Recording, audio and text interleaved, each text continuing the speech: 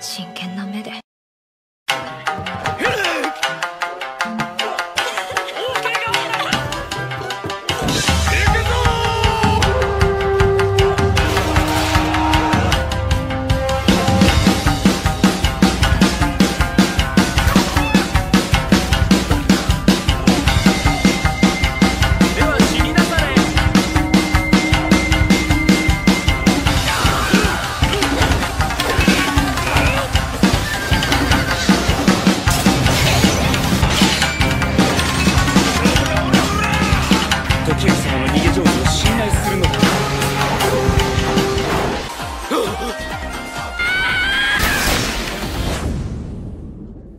Yo, hello bro, gimana kabarnya? Semoga kalian diberi kesehatan dan rezeki yang melimpah. Kali ini, Bang Ultra akan menceritakan sebuah anime bergenre shounen, samurai, historical, adventure, dan komedi berjudul Nige Joujo no Wakagimi. Ya, anime ini menceritakan pada tahun 1333, Kesogunan Kamakura yang meletakkan dasar pemerintahan samurai Jepang dihancurkan oleh pemberontakan Takauji Ashikaga. Setelah kehilangan segalanya dan jatuh ke dalam keputusasaan, Tokiyuki Hojo melarikan diri dibantu oleh Yorishige Suwa, seorang pendeta yang dipercaya sebagai dewa. Sambil mewaspadai ancaman pembunuhan terhadapnya, ia mengumpulkan teman-teman yang dapat membantunya merebut kembali Kesogunan Kamakura dan meraih kejayaannya. Waduh, seperti apakah ya kisahnya? Pasti kalian kagak penasaran deh, tapi nggak apa-apa. Yang penting kita langsung gaskeun saja. Rau.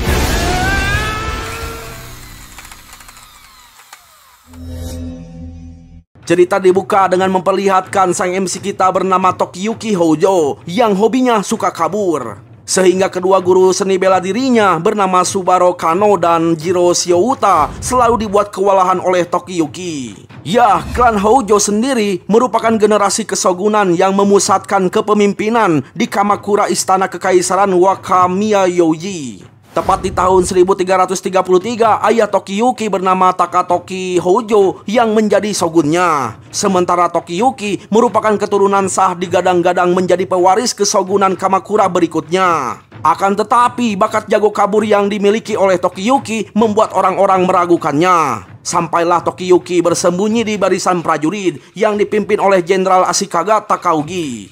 Lantas Takaugi berhasil menemukan keberadaan Tokiyuki. Ya, melihat sosok Takaugi yang dia kagumi membuat Tokiyuki terhenyak. Di situ Takaugi menyampaikan kalau dia itu akan menuju wilayah Kyo. Dan tujuannya itu untuk memberantas pemberontakan paksi mantan Kaisar Go-Daigo. Kemudian Takaugi mengungkapkan harapannya yang ingin tuannya alias Tokiyuki menyaksikan kesetiaannya pada Hojo hingga akhir. Nah, setelah itu Takaugi segera berangkat menuju lokasi tujuannya. Lantas Tokiyuki yang tertegun disapa oleh wanita bernama Kyoko Setsu. Di situ Kyoko mengingatkan Tokiyuki agar tidak terpengaruh pada intimidasi Takaugi. Lagian nantinya Takaugi akan berada di bawah kepemimpinan Tokiyuki ketika si bocah berada di kesogunan gitu ya. Nah, baru sekejap saja Kyoko mengalihkan pandangannya, Tokiyuki sudah menghilang dari land. Lantas ayah Kyoko bernama Setsuno Chikaki merasa heran mengapa anaknya tertarik pada orang semacam Tokiyuki, apalagi melihat gelagat Tokiyuki yang suka kabur. Beliau sudah memastikan bahwa si bocah bakalan seperti ayahnya yang hanya sekedar menjadi shogun pajangan. Di saat bersamaan Shogun Takatoki nampak seperti seorang boneka yang dimana para menterinya yang mengendalikan dan mengatur pemerintahan. Walau sudah mengetahui rahasia umum tersebut, Kyoko bangga bila menjadi istri Tokiyuki. Soalnya gelar kebangsawan yang dimiliki Tokiyuki sudah memenuhi syarat untuk menjadi suaminya. Waduh, ciwi mata duitan ternyata. Nah, sementara itu Shiota dan Kano masih terus mencari keberadaan Tokiyuki. Pernah suatu kejadian Tokiyuki itu tidak ditemukan selama 2 hari. Tak tahunya Tokiyuki bersembunyi di dalam box gitu ya. Dan karena didasari hal itu, kedua guru seni bela diri Tokiyuki segera membuka kotak kayu. Akan tetapi kotak tersebut kosong melompong. Dalam pelariannya, Tokiyuki bertemu dengan kakaknya bernama Kunitoki Hojo. Di situ Tokiyuki dan Kunitoki menyempatkan diri mengobrol. Ya, menurut Tokiyuki, kakaknya lebih pantas menjadi pewaris ketimbang dirinya. Mendengar pemikiran Tokiyuki, Kunitoki menyanggahnya. Sebab kalau Kunitoki si anak selir memimpin Kamakura, bisa-bisa terjadi kekacauan besar. Itu karena banyaknya pihak-pihak yang protes, sehingga tetaplah Tokiyuki yang pantas menjadi di Kesogunan Kamakura. Tak lama obrolan mereka berdua terhenti karena si Souta dan Kano menemukan keberadaan Tokiyuki. Di situ kedua guru seni bela diri meminta Tokiyuki untuk segera ikut latihan memanah bersama mereka. Lantas perlahan-lahan keduanya mendekat. Tak taunya Tokiyuki meloncat dari atap ke atap lain. Sontak saja Kano dan kawan-kawan histeris. Betapa susahnya menangkap Tokiyuki gitu ya. Padahal Tokiyuki hanya seorang bocah. Lantas kedua pria sampai mengikuti Tokiyuki yang telah memasuki pemukiman warga. Namun mereka tak kunjung bisa menyusulnya. Nah, saat berada di pemukiman, Tokiyuki amat senang bisa menyaksikan senyuman warga Kamakura.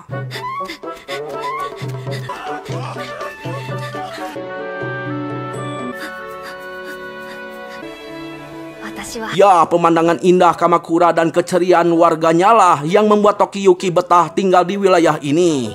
Sehingga Tokiyuki merasa dia itu tidak perlu menjadi pemimpin. Yang terpenting dirinya bisa menikmati suasana bahagia tersebut. Kemudian Tokiyuki merasa dirinya yang jago kabur, sering dikatain pemalas dan pengecut. Lantas omongan Tokiyuki dibantah oleh wanita bernama Shijuku. Menurut ucapan ayahnya yang bernama Yorishige Suwa, jago kabur merupakan bakat alami Tokiyuki, yang dimana pemalas maupun pengecut adalah monster yang ada di dalam diri Tokiyuki. Setelah itu muncullah Yorishige secara mendadak, membuat Tokiyuki histeris. Apalagi cahaya menyilaukannya itu sangatlah mengganggu. Ya, dengan bangganya Yorishige mengaku kalau kesuciannya itu terlalu murni, semurni susu tetangga, sampai cahayanya bocor dari dalam dirinya gitu ya. Waduh. Nah, karena Shijuku meminta Yorishige mematikan cahaya, beliau segera menyurutkan sinaran yang berasal dari ornamennya. Di situ Yorishige memberitahukan bahwa dirinya seorang pendeta dari provinsi Shinano Suwa. Lantas Yorishige turut memperkenalkan Shijuku putrinya ahli dalam strategi dan pandai administrasi. Kemudian Yorishige mengungkapkan bahwa ia memiliki keahlian meramal masa depan. Sesudah menyampaikan ucapan tersebut gitu ya, tampak Yorishige mengerutkan kening dan bergumam sendirian, kun payakun. Ya, tingkah Yorishige menimbulkan keheranan pada diri Tokiyuki hingga menyebut si pendeta peramal gadungan. Sontak saja Yorishige syok karena dirinya disebut penipu. Waduh, lucunya Shijuku malah mendukung ucapan Tokiyuki. Waduh, anak durhaka ternyata. Ya, di kesempatan itu Yorishige mengatakan bahwa 2 tahun ke depan Tokiyuki akan menjadi pahlawan. Sehabis mendengar ramalan tersebut, Tokiyuki jadi semakin yakin bahwa Yorishige adalah penipu, cuman ingin uang dari keluarganya gitu ya. Sehingga dengan secepat kilat Tokiyuki langsung kabur. Jelaslah Shijuku protes pada ayahnya yang memberitahukan ramalan secara belak-belakan. Bagi Shijuku wajar saja Tokiyuki langsung kabur seperti itu.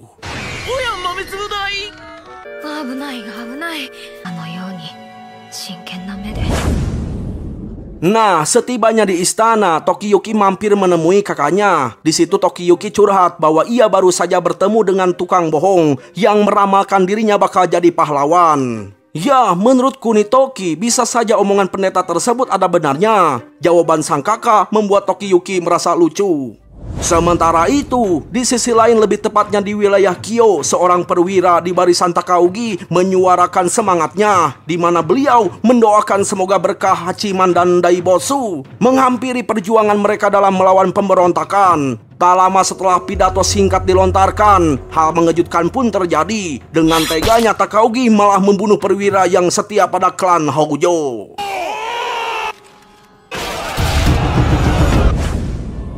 Di saat bersamaan laporan datang ke istana kekaisaran Wakamiyaoji di wilayah Kamakura, di mana isinya menyatakan Jenderal Besar Takaugi bersekongkol dengan pemberontak Kaisar Go-Daigo.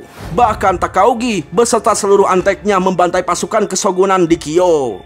Lantas para samurai yang mendengar pamor Takaugi berkumpul mendukungnya, sehingga pasukan Nita bertambah dengan pesat. Untuk menghilangkan kekacauan yang bakal menimpa keturunannya, Takaugi menempatkan putra sulungnya Shinjo kepada komandan militer Nita, Yoshihisa.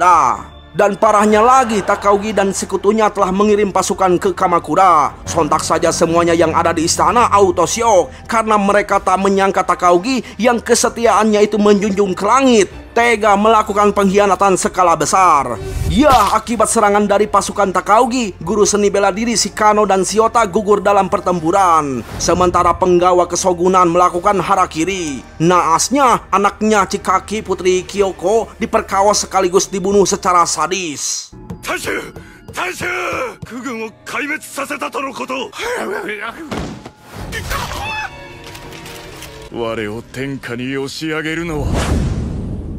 Ternyata ramalan yang tidak bisa diutarakan oleh Yorishige adalah syarat Tokiyuki menjadi pahlawan, yang dimana Tokiyuki harus kehilangan segalanya, barulah proses kepahlawanannya akan terpicu. Tak berapa lama terdengarlah kabar bahwa lebih dari 800 pengikut klan Houjo melakukan harakiri tepat di bulan Mei tahun 1333 era 2 Genkoku ketiga. Kesogunan Kamakura telah runtuh. Menyaksikan kematian semua anggota klannya, Tokiyuki auto-syok, namun kemunculan Yorishige secara mendadak menyebabkan Tokiyuki lebih histeris. Di situ Yorishige mengatakan bahwa ia adalah utusan kesogunan Kamakura Takatoki, yang dimana sebelum Shogun Takatoki mangkat, beliau menugaskan Yorishige untuk menyembunyikan Tokiyuki di wilayah Suwa Shinano. Lantas Tokiyuki pasrah mengikutinya. Dalam sedihnya, Tokiyuki merasa malu di saat klannya melakukan harakiri secara terhormat, sedangkan ia masih berkeliaran. Lantas Yorishige mengatakan hal yang perlu Tokiyuki lakukan hanyalah kabur sampai menunggu waktu yang tepat untuk balas dendam.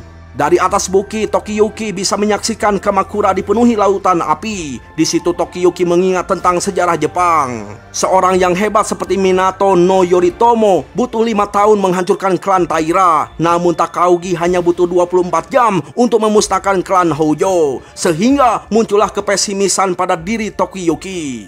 Apalagi Tokiyuki tidak menyangka orang selembut dan murah senyum seperti Takaugi bisa berkhianat. Nah, karena Tokiyuki selalu ribut lebih baik mati, Yorishige menjatuhkannya ke lokasi para pengkhianat yang masih berkeliaran. Bahkan Yorishige meneriakan keturunan Houjo ada di sana. Sontak saja Tokiyuki kesal pada Yorishige. Alhasil kini Tokiyuki auto diburu ramai-ramai. Namun dengan mudahnya Tokiyuki menghindari semua serangan dan sergapan mereka semua.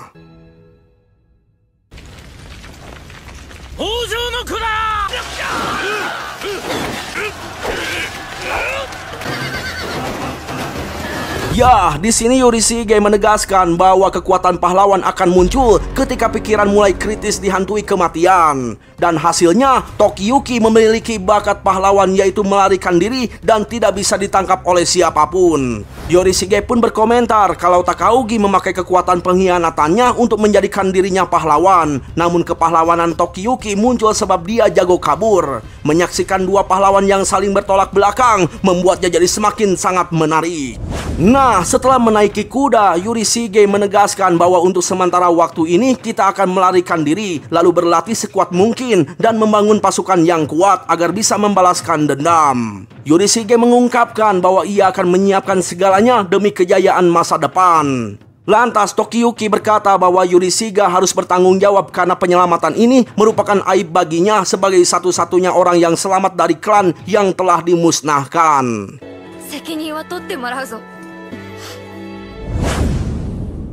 Sementara itu, para pengkhianat sedang mencari sisa-sisa keturunan klan Houjo. Dari kejauhan, Kunitoki dapat melihat sekumpulan manusia yang siap menyergapnya. Hal itu membuat Kunitoki takutnya bukan main. Tak lama, Kunitoki dikejutkan dengan kehadiran pamannya bernama Godain Munishige. Di situ Godain menyemangati Kunitoki agar dia tidak takut. Tanpa Kunitoki sadari, paman kandungnya itu adalah ular berkepala dua tanpa biji, penjilat dan tukang adu domba. Saking polosnya gitu ya, Kunitoki percaya saja ucapan Godain yang mengaku rela mempertaruhkan nyawa demi melindungi dirinya.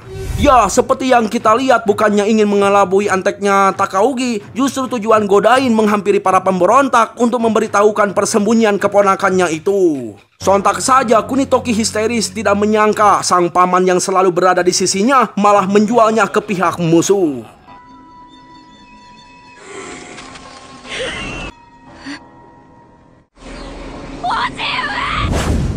Kembali pada Tokiyuki yang sedang melihat mimpi mengerikannya. Namun kocaknya, Yorishige malah terus mengusik si Tokiyuki. Lantas Shizuka mengingatkan sang ayah kalau Tokiyuki itu sedang di nuansa mimpi horor. Ya, bukannya berhentilah ini, si Yorishige malah melakukan aksi yang lebih konyol, yaitu memberikan kecupan basah. Langsung bangunlah itu si Tokiyuki karena situasinya itu nampak lebih seram dari mimpinya gitu ya. Ya, dengan entengnya ayah maupun anak menyebutkan secara lantang kalau mereka lagi ngeprank Tokiyuki. Sontak saja Tokiyuki kesalnya bukan main.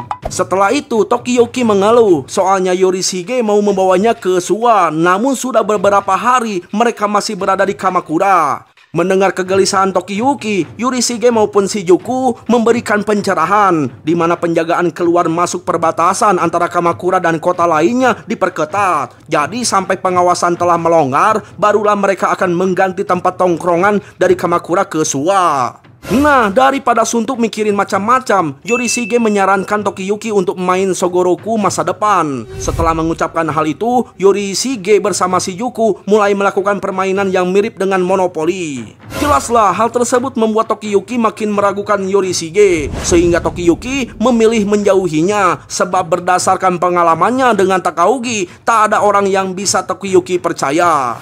Dalam perjalanannya, Tokiyuki tidak sengaja mendengar obrolan pihak pengkhianat tentang Kunitoki yang dieksekusi. Sontak saja Tokiyuki auto syok. Dan gara-gara itu nyaris saja Tokiyuki membongkar siapa dirinya. Apalagi Tokiyuki menyebutkan Kunitoki adalah kakaknya. Untungnya Yorishige tiba tepat waktu. Lantas Yorishige dan kawan-kawan menjelaskan kalau Tokiyuki itu adalah rombongan pendeta. Dan alasan Kunitoki dipanggil kakak sebab klan Hojo sering memberikan sumbangan ke kuil. Makanya berhubung Kunitoki itu sebaya, Tokiyuki dan Shizuku menganggapnya seperti saudara. Ya, setelah mendengar keterangan tersebut, para pengkhianat sudah tidak curiga lagi. Di kesempatan itu, Tokiyuki bertanya gimana nasibnya Kunitoki. Mereka pun bercerita bahwa orang yang menjaga Kunitoki lah yang menjual informasi di mana keturunan klan Hojo bersembunyi. Dan orang itu tidak lain adalah pamannya sendiri alias Godain. Sontak saja Tokiyuki mengutuk perbuatan jahat Godain. Dan mengerikannya lagi, Tokiyuki harus menerima kenyataan kalau Kunitoki telah dipenggal. Ya, kebenaran kematian Kunitoki disaksikan secara langsung oleh para pengkhianat ini. Sesudah mengetahui dalam pembantaian Kunitoki, Tokiyuki minta Yorishige membawanya menuju Godain. Dan dengan bakat peramalnya Yorishige membuatnya mengetahui di mana lokasi si biang kerok.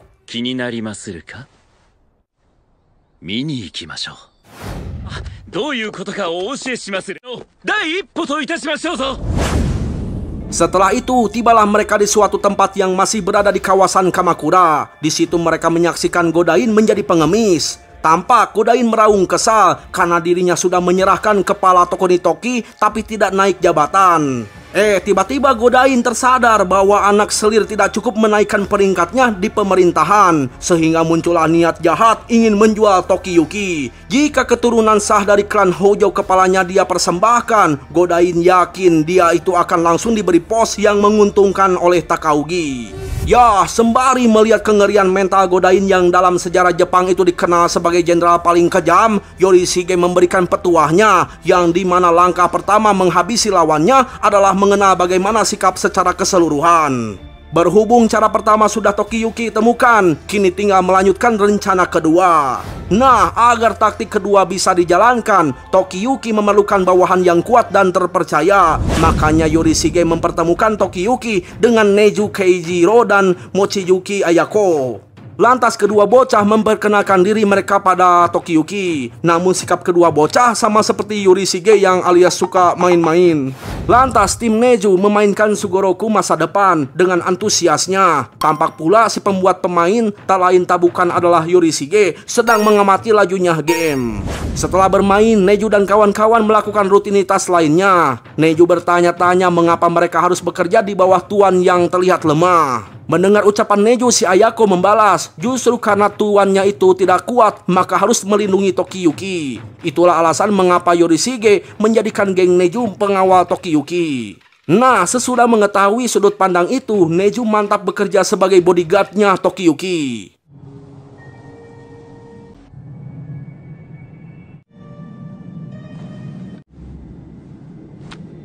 Setelah waktunya tiba, rencana pembunuhan Godain pun dijalankan. Ibaratkan Jerry yang mencari keju, begitulah Godain mendatangi Tokiyuki. Sebab bau keju yang menyengat akan mengundang tikus itu sendiri.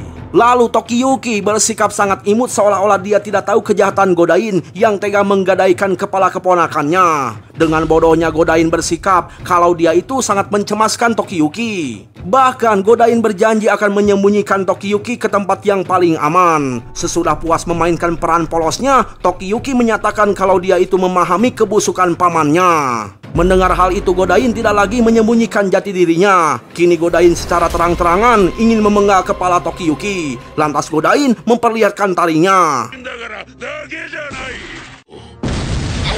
Di situ Godain menjelaskan alasan dia dijadikan pengawal karena kemampuan bela diri dan seni berpedangnya. Setelah mengucapkan hal tersebut, Godain melesatkan serangannya. Sontaklah Ayako dan Neju menghadapi Godain. Tak mereka sangka si pengkhianat Godain sangatlah handal. Tak hanya gesitnya pergerakan, tapi serangan yang Godain lesatkan setajam silet dan secepat Shinkansen. Sampai-sampai Ayako dan kawan-kawan tak berkutik melawan Godain.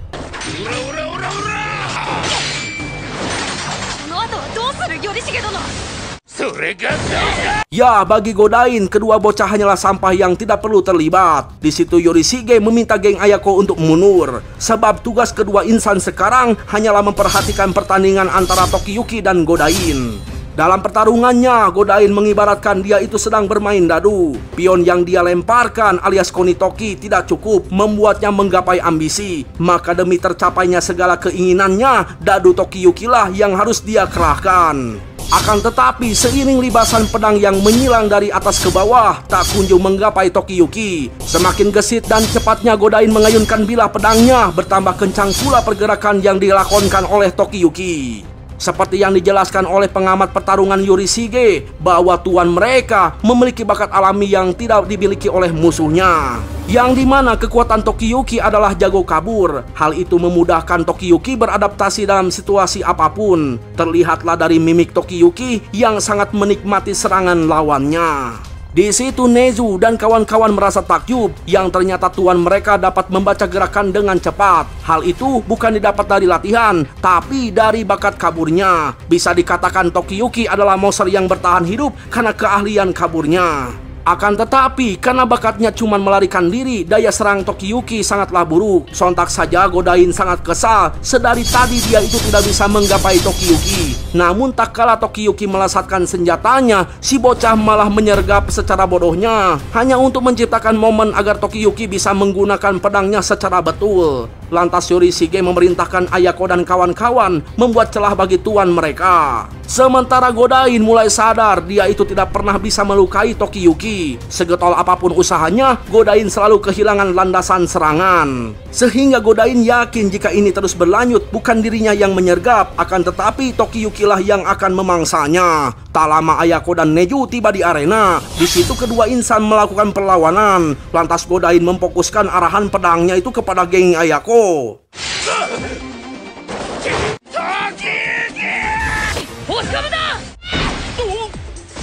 Nah, setelah Godain termakan jebakan, disitulah Tokiyuki mendaratkan pedangnya.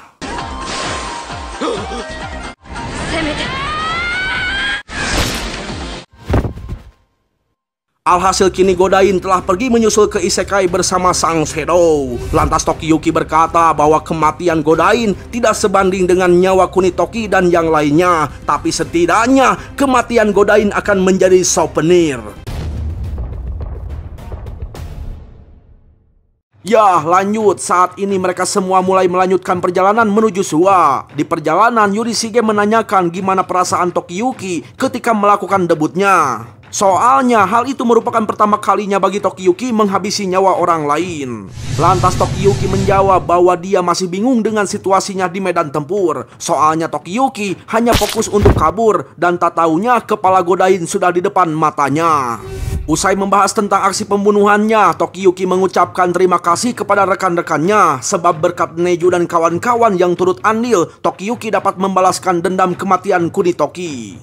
Kemudian Yorishige mengatakan bahwa menang dalam perang dengan cara kejar-kejaran ada syaratnya. Pertama, Tokiyuki harus menjadi jenderal berharga yang nantinya akan membuatnya menjadi incaran utama di medan tempur.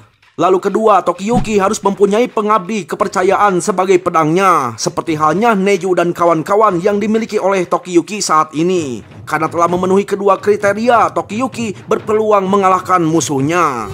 Namun Tokiyuki tidak boleh melupakan harga dirinya yang merupakan seorang yatim piatu keluarga Hojo. Menurut Yorishige, orang semenarik Tokiyuki suatu saat bisa membantai iblis apapun.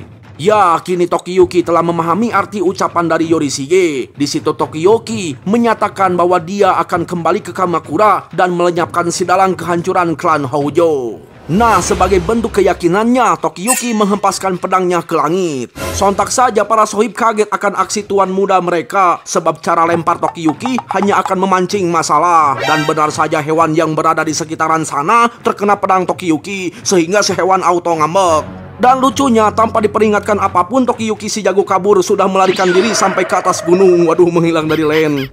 Ya, di waktu yang bersamaan Takaugi tengah asik berpesta atas kemenangannya yang berhasil meratakan klan Hojo. Kembali pada Tokiyuki, kini Tokiyuki bersama rombongan menunggangi kuda. Petualangan Tokiyuki yang mengemban takdir melebihi ukuran tubuhnya diramalkan bakalan menjadi pemuda yang mengejutkan kerajaan kelak suatu hari nanti.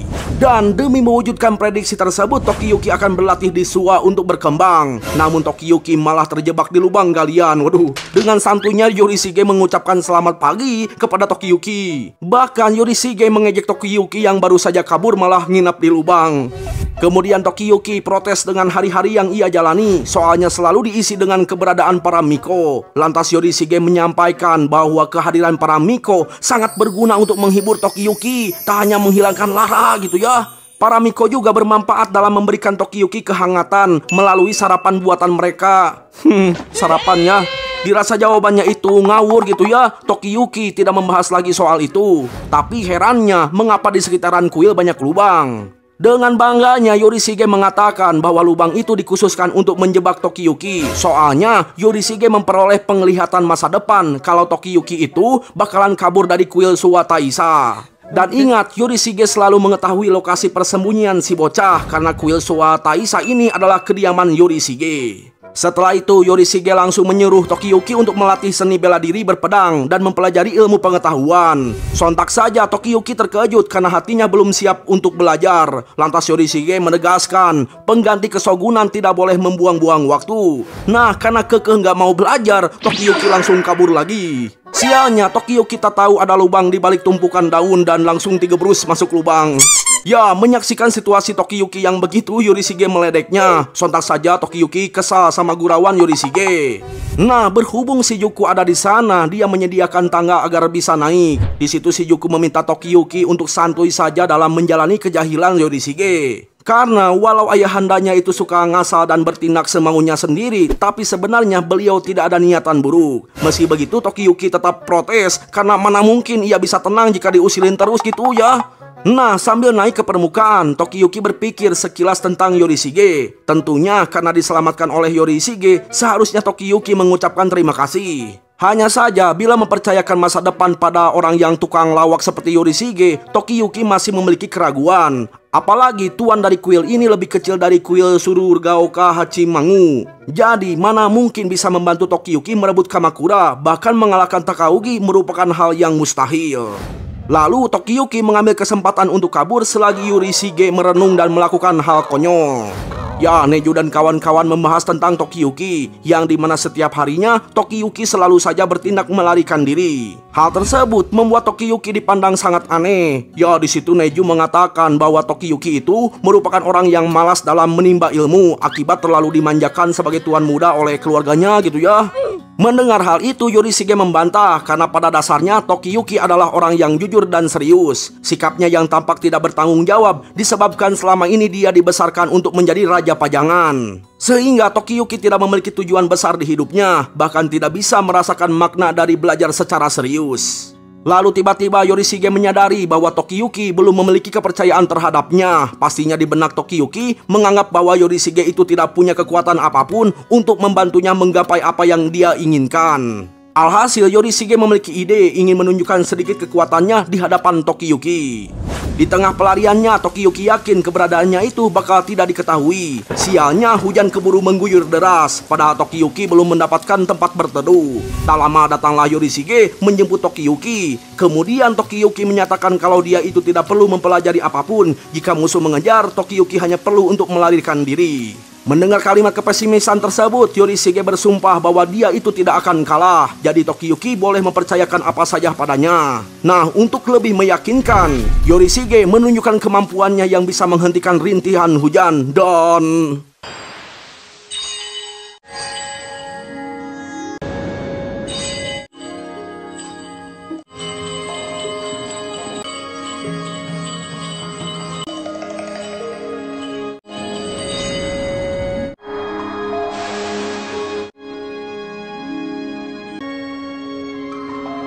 Setelah itu Yorishige menunjukkan bahwa dukungan terhadap dirinya sangatlah banyak. Muncullah rasa takjub pada Tokiyuki karena menyaksikan kelompok Suwa Shinto bertebaran di bawah. Kagetnya, kelompok itu terdiri dari samurai yang mempunyai kepercayaan terhadap Suwa Myojin alias Yorishige. Di situ Yorishige mengatakan kelompok tersebut memiliki kekuatan dan persatuan sekuat baja. Makanya Tokiyuki tidak perlu risau karena ada dewa yang menyertai si bocah dalam misi mengembalikan kejayaan klan Houjo. Dan perjuangan mereka akan terasa lengkap ketika Tokiyuki menjadi pahlawan. Jika hal itu terjadi, tidak dipungkiri Tokiyuki akan menarik banyak samurai bergabung dengan kelompok mereka. Dan akhirnya Tokiyuki bersedia mengikuti pelajaran yang diberikan Yorishige. Sontak saja Yorishige senangnya bukan main.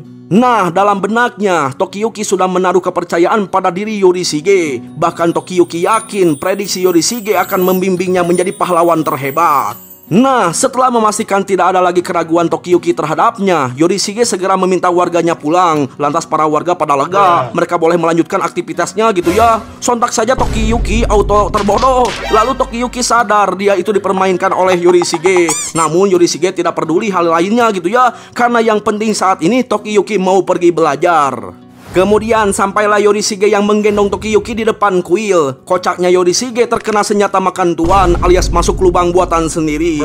Akan tetapi Yorishige menjadikan momen itu sebagai hiburan.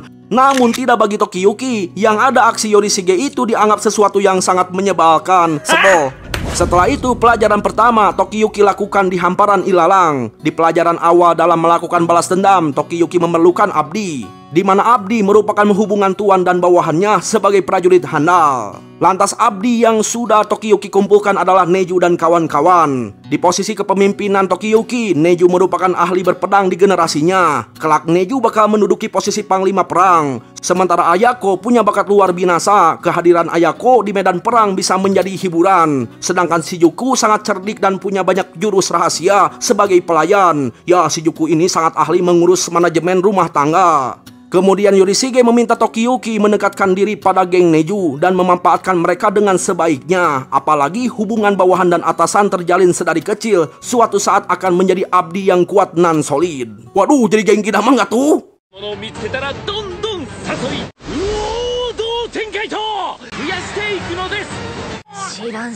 Kemudian Tokiyuki memikirkan hal apa yang akan mereka lakukan sebagai regu. Setelah mempertimbangkannya, Tokiyuki menyarankan mereka untuk main kejar-kejaran. Lantas permintaan itu ditolak oleh Neju mentah-mentah. Sontak saja Tokiyuki kaget, kok abdinya langsung membangkang pemimpinnya sih? Ya, di situ Neju menjelaskan soalnya kalau tuan muda mereka kabur bisa sampai ke Cakrawala, pastinya Neju dan kawan-kawan bakalan sulit menyusul Tokiyuki. Hal itu dibenarkan oleh Ayako. Setelah itu Neju menyarankan mereka berguling-guling hingga di kediaman Takaugi. Sontak saja Ayako tak sependapat karena baginya ide Neju itu amat tidak bermoral gitu ya. Nah, kali ini Shijuku yang memberikan saran. Anehnya Shijuku menyuruh kelereng dimasukkan ke sarang semut sedalam-dalamnya. Sontak saja Tokiyuki syok karena memiliki abdi dengan permintaan kerja yang aneh-aneh. Apalagi menurut Ayako kegiatan push up sampai mati lebih mantul. Aduh. Nah, tak lama kemudian Ayako memiliki ide, mending kita berburu saja. Di kesempatan itu, Shijuku memberitahukan kalau Suwa Myojin adalah dewa berburu karena hobinya yang suka makan. Dan singkat cerita, Tokiyuki dan kawan-kawan telah tiba di hutan memburu kelinci. Tapi nggak kena, bahkan lemparan batu super cepat dari Ayako pun nggak kena.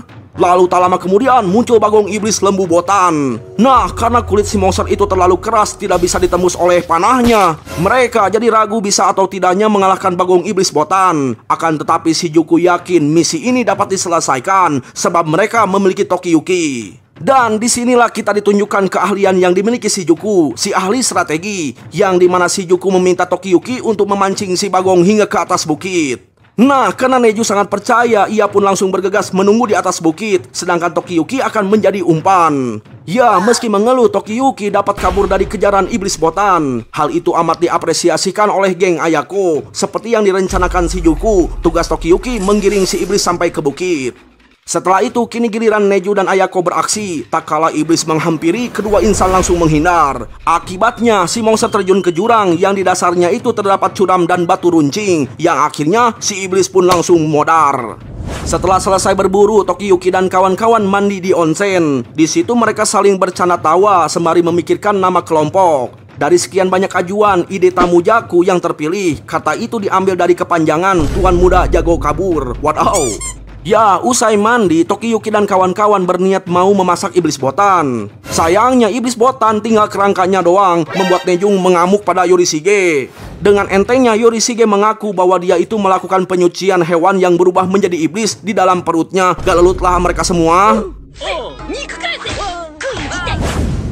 Sementara itu, di sisi lain, kita diperlihatkan sosok komandan yang mampu membidik elang yang terbang di langit. Meski jaraknya itu sangatlah jauh, namun panahnya amatlah jitu.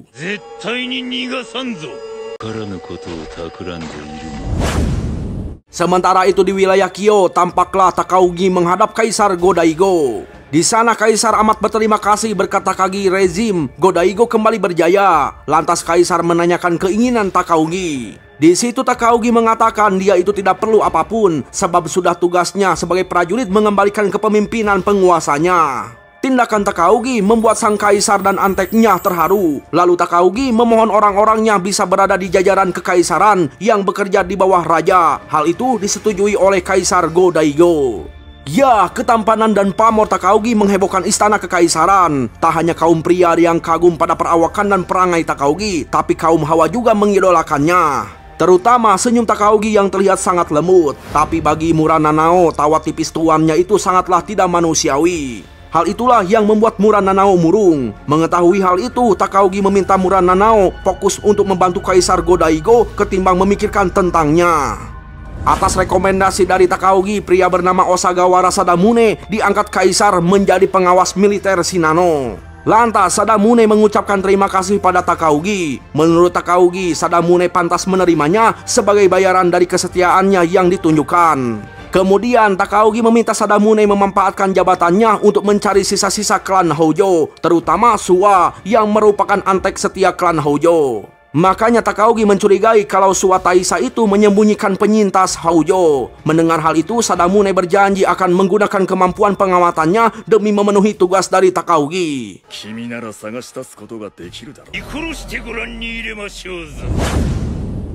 Kembali pada Tokiyuki yang sedang berlatih menggunakan pedang. Namun serangannya itu sangatlah lemah. Baru kali ini Ayako menyaksikan seseorang yang tidak bisa membelah jerami. Lantas Yorishige menjelaskan mengapa serangan Tokiyuki sangatlah lemah. Karena selagi mengarahkan pedangnya, Tokiyuki menggunakan taktik jago kaburnya. Makanya lesatan yang dikeluarkan tidaklah berefek. Di situ Yorishige mencoba menahan otot kabur Tokiyuki agar si bocah bisa menghasilkan teknik terbaik gitu ya. Sontak saja Neju tak habis pikir, baru kali ini ada yang namanya otot kabur.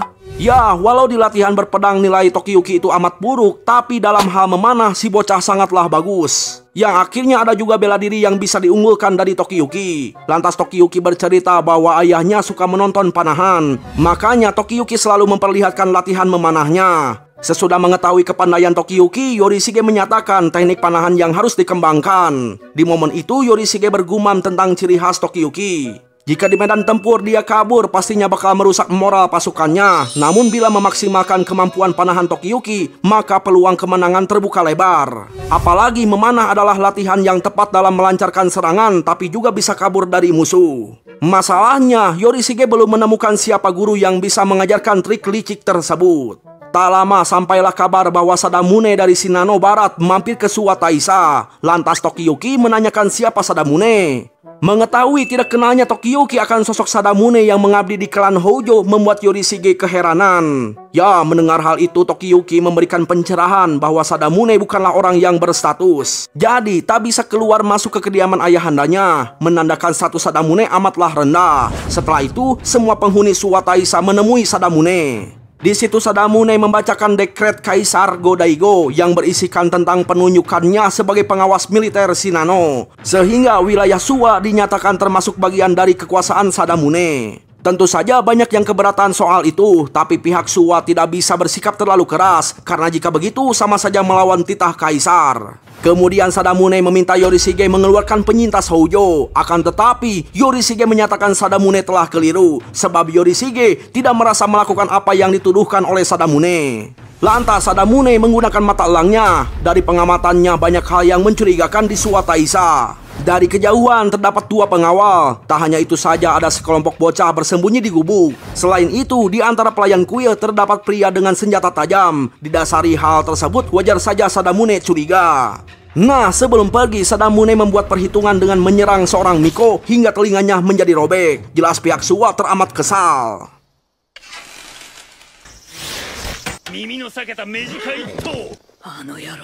Setelah itu, Yorishige menanyakan pendapat Tokiyuki mengenai sosok Sadamune. Menurut Tokiyuki, seorang Sadamune merupakan lelaki dengan akhlak yang buruk. Meskipun demikian, panahan yang dilesatkan Sadamune amatlah indah. Ya, menurut Yorishige, tuan mudanya itu sangat jujur dan toleran, karena Tokiyuki tak segan memuji kelebihan musuhnya. Bagi Yorishige, orang semacam Tokiyuki itu pantas menjadi jenderal panutan. Dilihat dari bakat memanah Sadamune, Yorishige merasa beliau itu merupakan guru terbaik bagi Tokiyuki. Dan di sini Yorishige berencana agar nantinya secara diam-diam Tokiyuki akan mempelajari teknik Sadamune.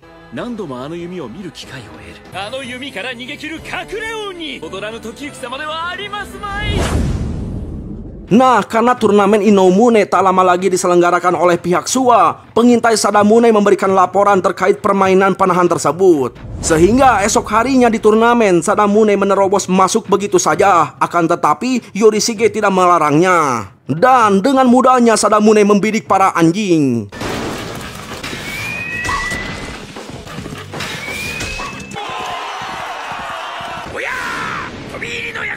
Melihat Yorishige yang gemetaran, Tokiyuki mengira beliau itu takut menyaksikan kehebatan panahan Sadamune. Namun faktanya, Yorishige merasa bersalah telah menjahati hewan. Masalahnya, di masa depan nanti, menggunakan hewan sebagai hiburan merupakan hal yang dilarang.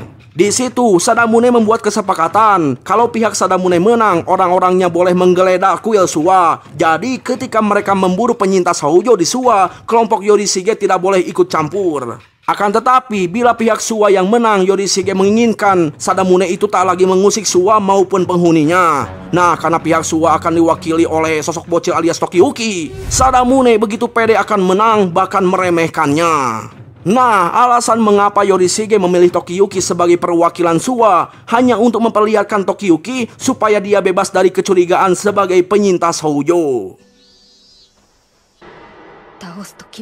Setelah itu, duel pun dilangsungkan. Di situ Tokiyuki mengingat pengajaran dari Yorishige. Maka untuk menarik perhatian lawan, Tokiyuki menyerang musuhnya. Sehingga pastinya Sadamune bakal membalas. Dan di saat itu Tokiyuki menghindari serangan Sadamune. Lantas Sadamune yang memfokuskan pada panahnya tak akan lagi melakukan serangan beruntun. Jadi dikala Sadamune mempersiapkan senjatanya, di momen tersebut Tokiyuki melesatkan panahnya ke anjing merah. Sehingga Tokiyuki kini mendapatkan poin. Sontak saja Sadamune kesal, lalu Tokiyuki menerapkan jago kaburnya seperti yang disarankan oleh Yorishige. Sehingga segala bentuk sergapan bisa Tokiyuki hindari.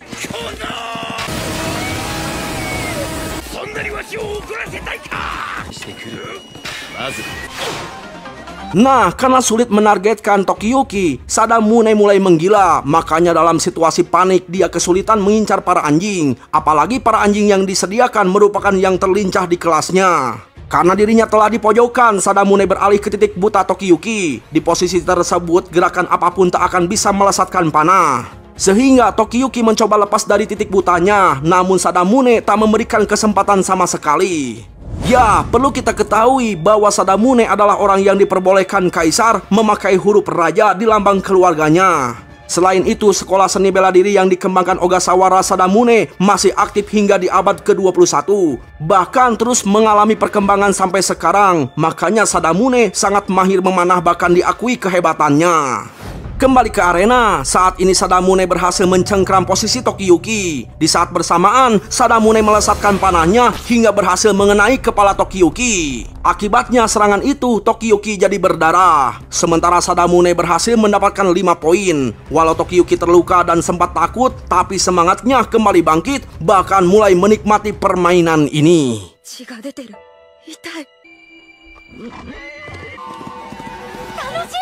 Ya, perlu kita ketahui, poin panah mengenai anjing cuma 1 poin, sedangkan jika mengenai lawan, lebih tepatnya kepala, mendapatkan 5 poin. Dengan kata lain, skor saat ini 5-1. Ya, menurut Muratoki, nuansa di arena semakin tidak menguntungkan bagi pihak Shuwa, apalagi Sadamune telah membalikan keadaan secara drastis. Di lapangan, Sadamune terus memberikan tekanan. Hal itu membuat Ayako kesal sampai mukanya seperti monster yang ingin memakan mangsanya.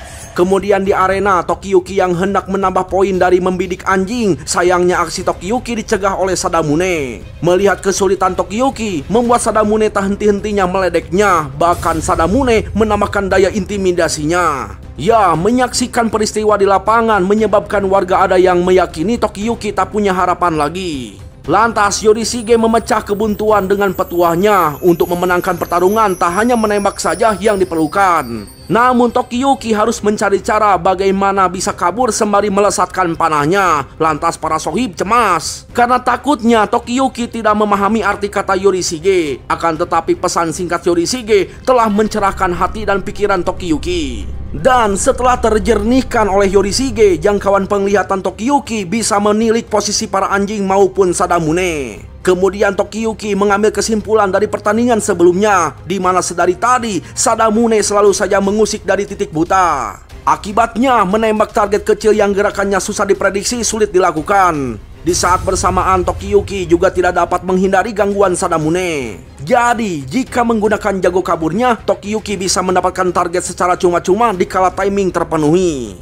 Sesudah memperoleh ide tersebut, Tokiyuki mulai memancing incarannya. Di situ Sadamune seolah-olah mengarahkan panahnya ke salah satu anjing. Menyaksikan hal tersebut, Sadamune yang ingin menghalangi langsung masuk ke titik buta. Kemudian Tokiyuki melakukan pergerakan memutar. Dari tindakan Tokiyuki, Sadamune beranggapan bahwa si bocah amatlah bodoh. Sebab yang namanya titik buta merupakan area yang mustahil untuk membidik. Pemikiran tersebut membuat Sadamune lengah 100%. Alhasil dia terkecoh. Di saat itulah Tokiyuki menunjukkan gerakan yang tidak terduga di atas kuda, yang berpeluang mengarahkan panahnya ke leher Sadamune yang tidak mungkin bisa ia hindari. Nah, karena mengenai leher, Tokiyuki mendapatkan 2 poin. Itu artinya poin Tokiyuki saat ini berjumlah 3 poin. Ya, menurut Muratoki, strategi Tokiyuki sangatlah brilian. Sebab mengkamuflase serangan dari titik buta membuat Sadamune yang mengincar posisi itu menjadikan dirinya target yang empuk. Lantas Yorishige turut berkomentar, teknik sergapan titik buta yang dipadani bakat jago kabur menciptakan keseimbangan dan tubuh yang lentur. Alhasil memungkinkan penembakan akrobatik dilancarkan oleh Tokiyuki. Sudah Yorishige kira bila berhubungan soal kabur, maka potensi tuannya menjadi mekar. Lalu Neju menyebutkan teknik Tokiyuki itu sebagai putaran badan. Akan tetapi, berdasarkan penglihatan masa depannya, penamaan teknik yang diaksikan Tokiyuki lebih intens lagi. Tampak Tokiyuki di lapangan memberikan gerakan yang mengejutkan Sadamune. Di situ Yorishige menamai teknik Tokiyuki sebagai partion shot, sebab sergapan Tokiyuki identik dengan serangan sambil menyerang. Di saat bersamaan, panahan mengenai telinga Sadamune. Taktik yang Tokiyuki gunakan berasal dari sebuah sejarah, di mana sebelum Masehi negara Parthia dari Timur Tengah mengalahkan tentara terkuat di dunia. Strategi yang dipakai adalah teknik serangan balik. Lalu taktik serang dan kabur juga dilakukan terus-menerus. Alhasil pasukan infanteri barat Romawi tak bisa berbuat apa-apa hingga akhirnya kehabisan energi. Akibat serangan tersebut, kemenangan berada di tangan Chojamaru alias nama samaran Tokiyuki. Ya, di kesempatan itu Tokiyuki mengatakan alasan menyerang telinga Sadamune, yaitu sebagai balasan ulah musuh yang menyerang kuping seorang Miko tempo silam. Sontak saja para Miko auto terharu dengan kebaikan tuan muda mereka. Ya, atas kesepakatan sebelum pertandingan dilakukan, Sadamune harus enyah dari Suwa dan tidak boleh menyentuh lagi orang-orang di kuil. Akan tetapi, Sadamune bersumpah dia akan mencari cara mendapatkan penyintas Houjo yang disembunyikan di kuil Suwa Taisa. Ya, tanpa Sadamune ketahui orang yang dia maksud ada di dekatnya. Gara-gara kekalahannya itu, Sadamune jadi gondok. Di situ Sadamune memikirkan banyak hal, soalnya ketika berada di kuil, Sadamune mendapatkan banyak informasi. Jika dilihat dari taktik dan kecerdasan, menandakan Chojamaru, nama samaran Tokiyuki, adalah orang berkelas. Pemikiran itu membuat Sadamune merasa Chojamaru adalah Tokiyuki. Akan tetapi Sadamune mempertimbangkan sosok Yorishige. Tak mungkin Yorishige sebodoh itu memperlihatkan penyintas Houjo padanya secara terbuka. Akibat tidak menemukan kepastian dari penyelidikannya, Sadamune dibuat pusing 7 keliling. Di saat bersamaan, Yorishige yakin sekarang ini Sadamune diterpa kebingungan karena saking banyaknya info yang Sadamune terima. Bisa dikatakan posisi Tokiyuki sementara waktu ini bisa aman. Peluang baik dari kegetiran Sadamune menyebabkan semua wilayah jadi bahan yang patut dicurigai, sehingga akan memecah belah perhatian musuh. Dan selagi musuh sibuk mencari penyintas Houjo sana-sini, pihak Tokiyuki akan membangun kekuatan.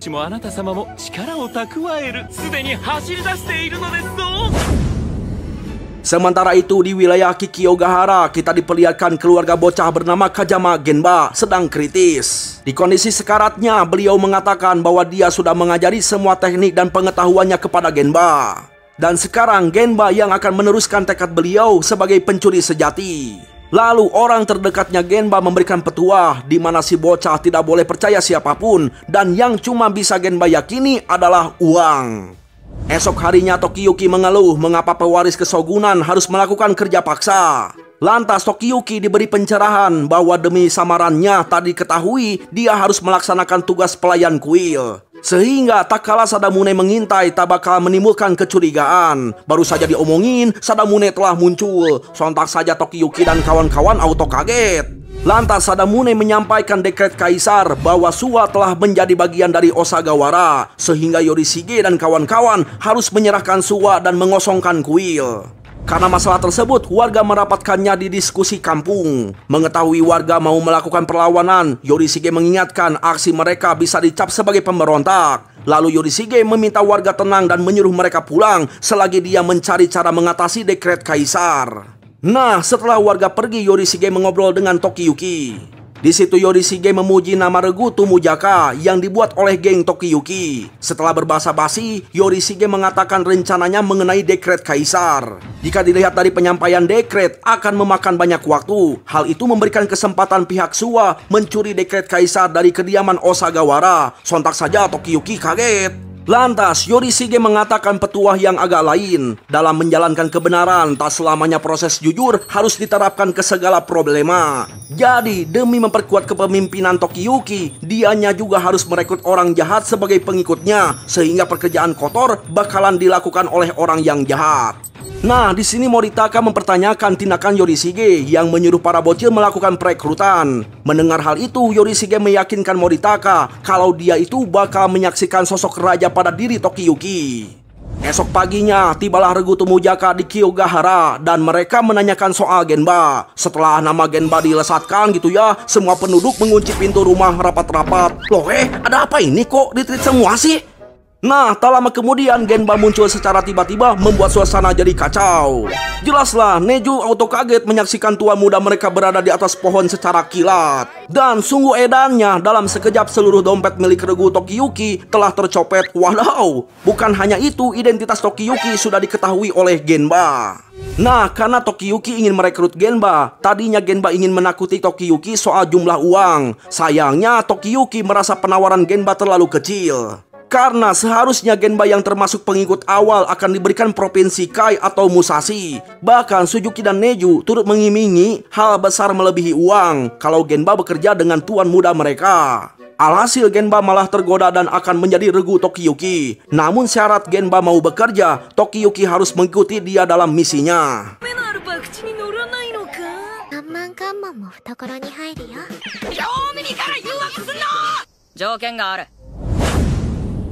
Singkat cerita, setibanya di kediaman Osagawara, Genba dan kawan-kawan memasuki area dalam rumah.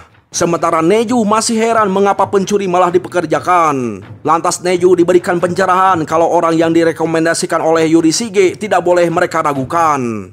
Nah, di saat bersamaan Tokiyuki disuruh menunggu di area luar gudang. Sempat muncul rasa panik karena takutnya Tokiyuki itu dihianati.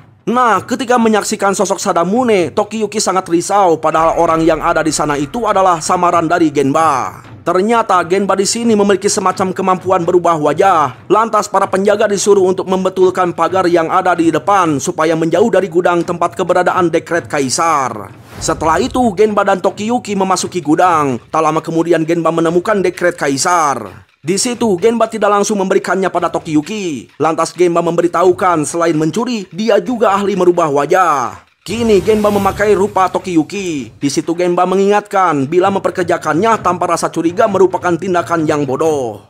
Dari atas gudang seorang pria mendengar suara keributan dari bawah. Sehingga beliau menyuruh Hiko Hachiro membangunkan anteknya Sadamune dan memberitahu Setaro untuk menghubungi penjaga gerbang sebab mereka akan mengurus para penyusup.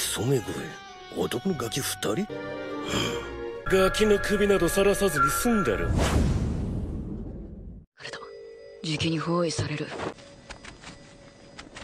臨時を見つけた。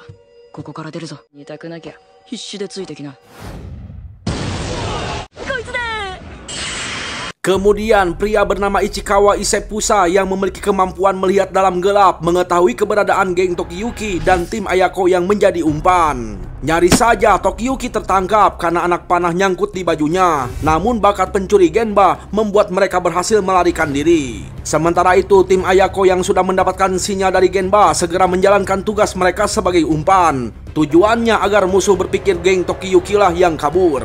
Akan tetapi Ichikawa tahu kalau tim Ayako merupakan umpan sehingga Ichikawa mengabaikan tim Ayako.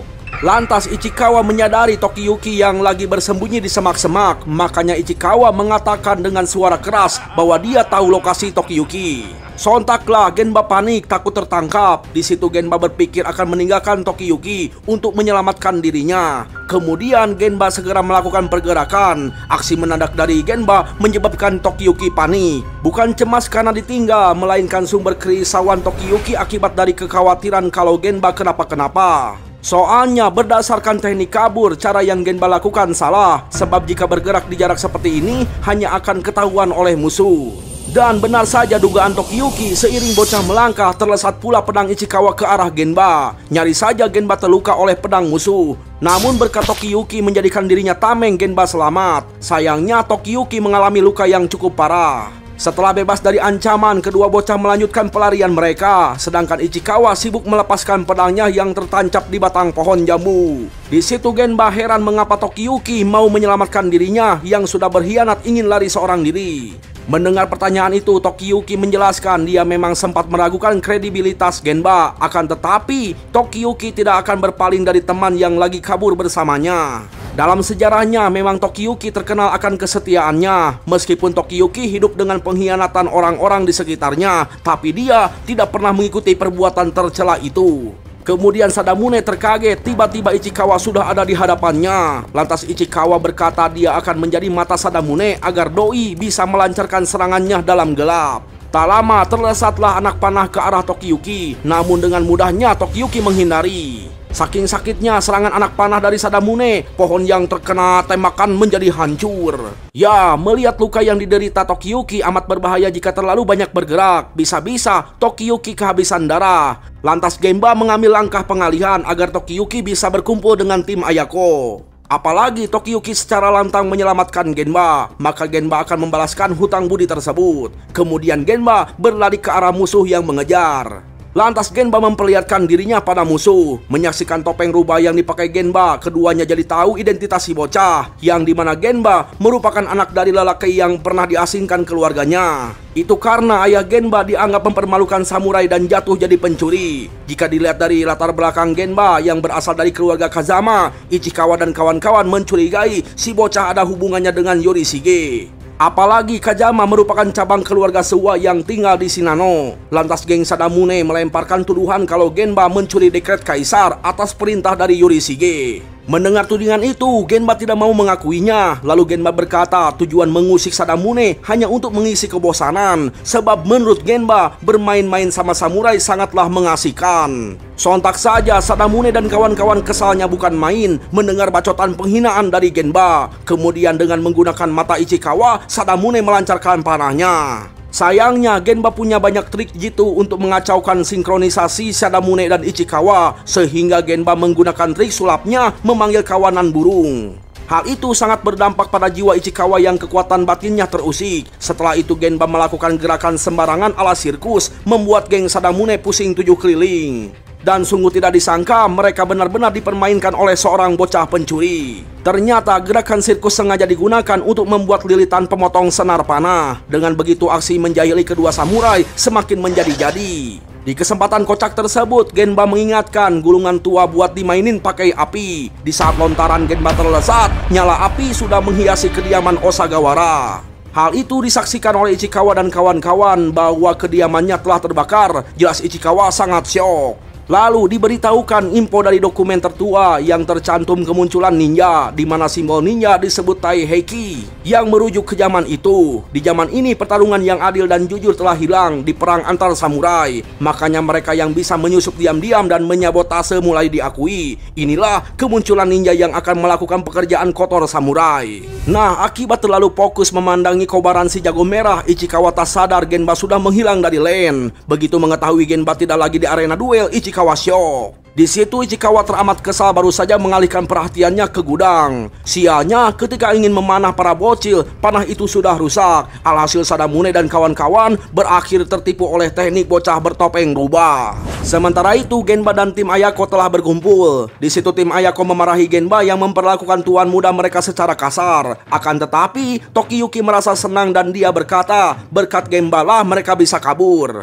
Makanya Tokiyuki amat berterima kasih, bahkan dia ingin bermain petak umpet lagi bareng Genba. Di saat bersamaan dengan lontaran itu, Genba teringat pesan ayahnya.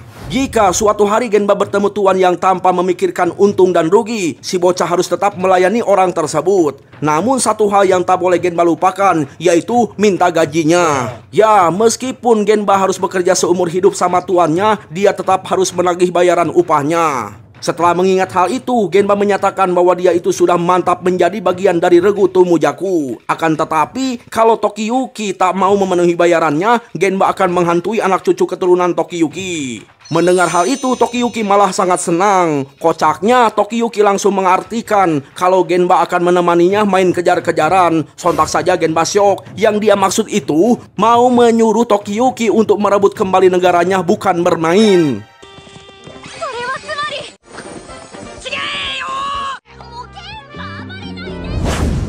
Esok harinya pihak Ichikawa dan Sadamune kesal setengah mati karena mereka tidak bisa menguasai Suwa Taisa. Apalagi pihak Sadamune tak punya dekret dari kaisar. Parahnya lagi, Sadamune mendengar kabar bahwa kaisar mengeluarkan tihta terbaru terkait Suwa dan area klan Hojo. Tepat di kota Kyoto, kaisar sibuk mengurusi warga yang mengklaim prestasi mengalahkan Kamakura untuk mendapatkan hadiah. Pasalnya, jika membenarkan klaim satu persatu, setahun pun tidak bakal selesai. Sehingga sang kaisar tidak mau lagi mengurusi hal merepotkan. Alhasil dikeluarkanlah dekret terbaru bahwa wilayah selain dari keluarga Hojo dibiarkan apa adanya. Jelaslah berita tersebut membuat Sadamune kesal oseh-osehan.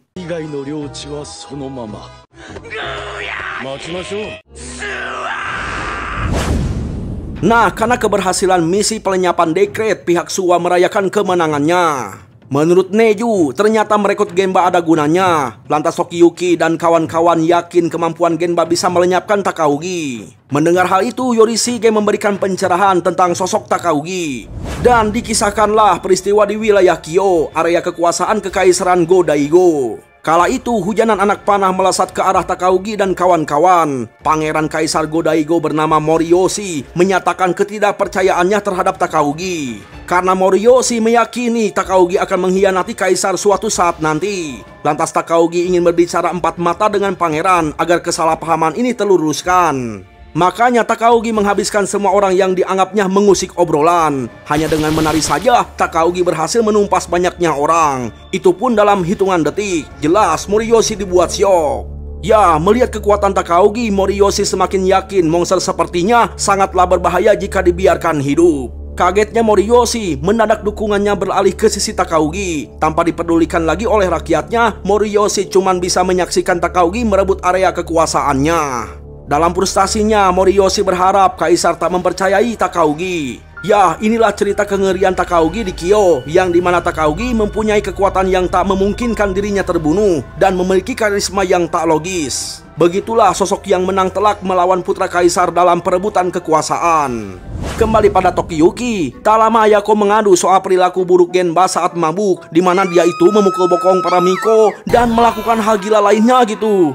Namun sebelum mengurusi Genba, Tokiyuki memberikan jawaban dari cerita yang Yorishige sampaikan tentang Takaugi, yang dimana Yorishige sudah memberikan Tokiyuki kawan, regu, dan jalanan kekuasaan. Maka dari itu, Tokiyuki akan memanfaatkan hal itu demi memenangkan peperangan melawan makhluk sakti mandraguna seperti Takaugi.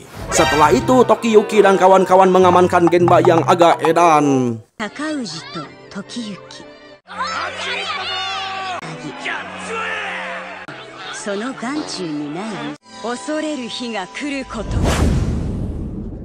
Tak terasa, waktu dihabiskan oleh Tokiyuki sudah sampai di tahun baru. Bisa dikatakan ini pertama kalinya bagi Tokiyuki menjalani tahun baru di Suwa.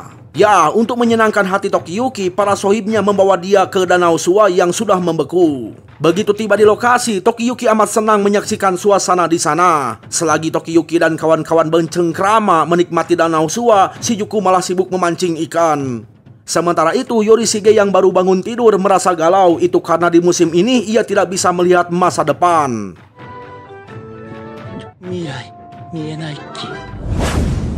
Sementara itu di balai penjaga Shinano, Sadamune dan kawan-kawan mengadakan pertemuan dengan pria botak bernama Shoukan. Alasan Shoukan dijadikan bagian pasukan Sadamune itu karena dia terkenal sebagai pembunuh yang dianggap jelmaan iblis. Dalam artian Shoukan sangatlah overpower dan sadis dan cocok berpartisipasi dalam regu kerja Sadamune. Lantas Shoukan menjawab pujian dari Sadamune kalau merebut suatu wilayah adalah tujuan hidupnya. Tampaklah koloni semut bersarang di tubuh Shoukan membuat Ichikawa merasa geli. Setelah Shoukan pergi, Sadamune berkata kalau terkekang aturan, main samurai mereka tak akan bisa bertahan di zaman kacau ini. Sementara itu, di Suwa Taisha lagi heboh membahas situasi di wilayah mereka, sebab banyak pasukan ditempatkan oleh Sadamune untuk mengawasi di perbatasan utara dan juga area barat. Sehingga situasi Suwa Taisha akan semakin terjepit. Dikala warga lagi rapat, Yorishige masih saja galau tentang dirinya yang tak melihat masa depan lagi. Namun menyaksikan semangat bawahannya, Yorishige jadi enggan memberitahukan kebenaran kalau Yorishige itu tidak selalu dapat mengetahui masa depan. Ada kalanya kekuatan Yorishige tidak berfungsi. Sialnya, penyakit itu malah kambuh di situasi yang kian mendesak ini. Untuk merencanakan langkah selanjutnya, dengan santuinya Tokiyuki mengajukan tim tamu jaka yang akan melakukan penyelidikan. Sontak saja Yorishige autosyok mendengar keputusan Tokiyuki. Itu karena ia tidak bisa melihat masa depan lagi dan Yorishige takut keturunan terakhir Houjo akan mati jika pergi ke area yang berbahaya. Lantas Ayako dan Neju meyakinkan kalau mereka itu akan melindungi Tokiyuki. Apalagi ada Genba yang jago buat ilusi. Mendengar namanya disebut gitu ya, Genba langsung muncul. Ya, bagi para warga mereka sangat senang, akan tetapi tidak bagi Yorishige. Lantas Yorishige beralasan takut Tokiyuki tersesatlah, dibegalah, banditlah. Ya, mendengar ucapan itu, Tokiyuki menjelaskan bahwa dirinya sudah hafal betul wilayah Suwa. Apalagi Tokiyuki telah berulang kali berkuda ke area yang termasuk ke dalam wilayah Suwa setengah tahun ini. Bisa dikatakan, Tokiyuki dapat pulang pergi dari Suwa di arah manapun. Kocaknya, Yorishige mengaku cemas takut Tokiyuki itu tak sengaja memakan parasit di perjalanan lah. Bahkan ia takut juga Tokiyuki bakalan mati gara-gara mimisan pas ketemu cewek cantik yang indohoy. Jelaslah Tokiyuki heran dengan Yorishige yang pikirannya itu terlalu traveling kemana-mana. Dan Tokiyuki merasa aneh karena biasanya Yorishige itu suka mengirim Tokiyuki ke wilayah yang berbahaya. Namun sekarang, mengapa Yorishige malah jadi parno? Lantas, Neju meminta Moritaka untuk mengizinkan mereka segera pergi. Permintaan Neju disetujui Moritaka. Kocaknya, Yorishige masih saja cemas. Lalu beliau mengatakan bahwa Tokiyuki itu sebenarnya tidak jago kabur. Dia hanya terangsang ketika melarikan diri. Jelaslah, Tokiyuki jadi semakin kesal dengan omongan Yorishige. Nah, di sini Neju mengingatkan sebaiknya mereka membawa perlengkapan dan sedikit uang. Namun Genban tidak setuju karena harusnya mereka membawa kabur semua uang Moritaka. Waduh, Tiba-tiba muncul segerobak beras dan uang yang disediakan oleh Yorishige agar Tokiyuki nggak kelaparan di jalan gitu ya. Jelaslah mereka pada heran dengan kelakuan Yorishige yang khawatirnya itu tingkat tinggi. Lantas Shijuku meminta para sohib untuk mengabaikan beliau. Kemudian mereka semua memakai perlengkapan pakaian hangat. Tiba-tiba lagi muncul pakaian kelas atas di hadapan mereka. Ternyata lagi-lagi itu adalah ulah dari Yorishige. Ya, intinya di sini Yorishige sangat khawatir pada Tokiyuki karena ia tidak bisa melihat masa depan.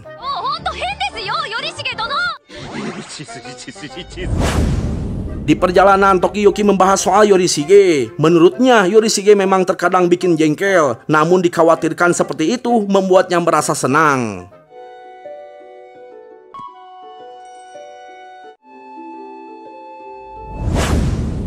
Singkat cerita, tibalah mereka semua di wilayah Nakayama tepi utara Suwa. Lantas Shijuku merapatkan situasi mereka. Namun tiba-tiba ada penyerangan mendadak dari seorang pria muda bernama Fubuki. Lantas Neju dan Ayako menghadapinya dan terjadilah pertarungan yang sangat sengit, 2 lawan 1 pengguna pedang ganda.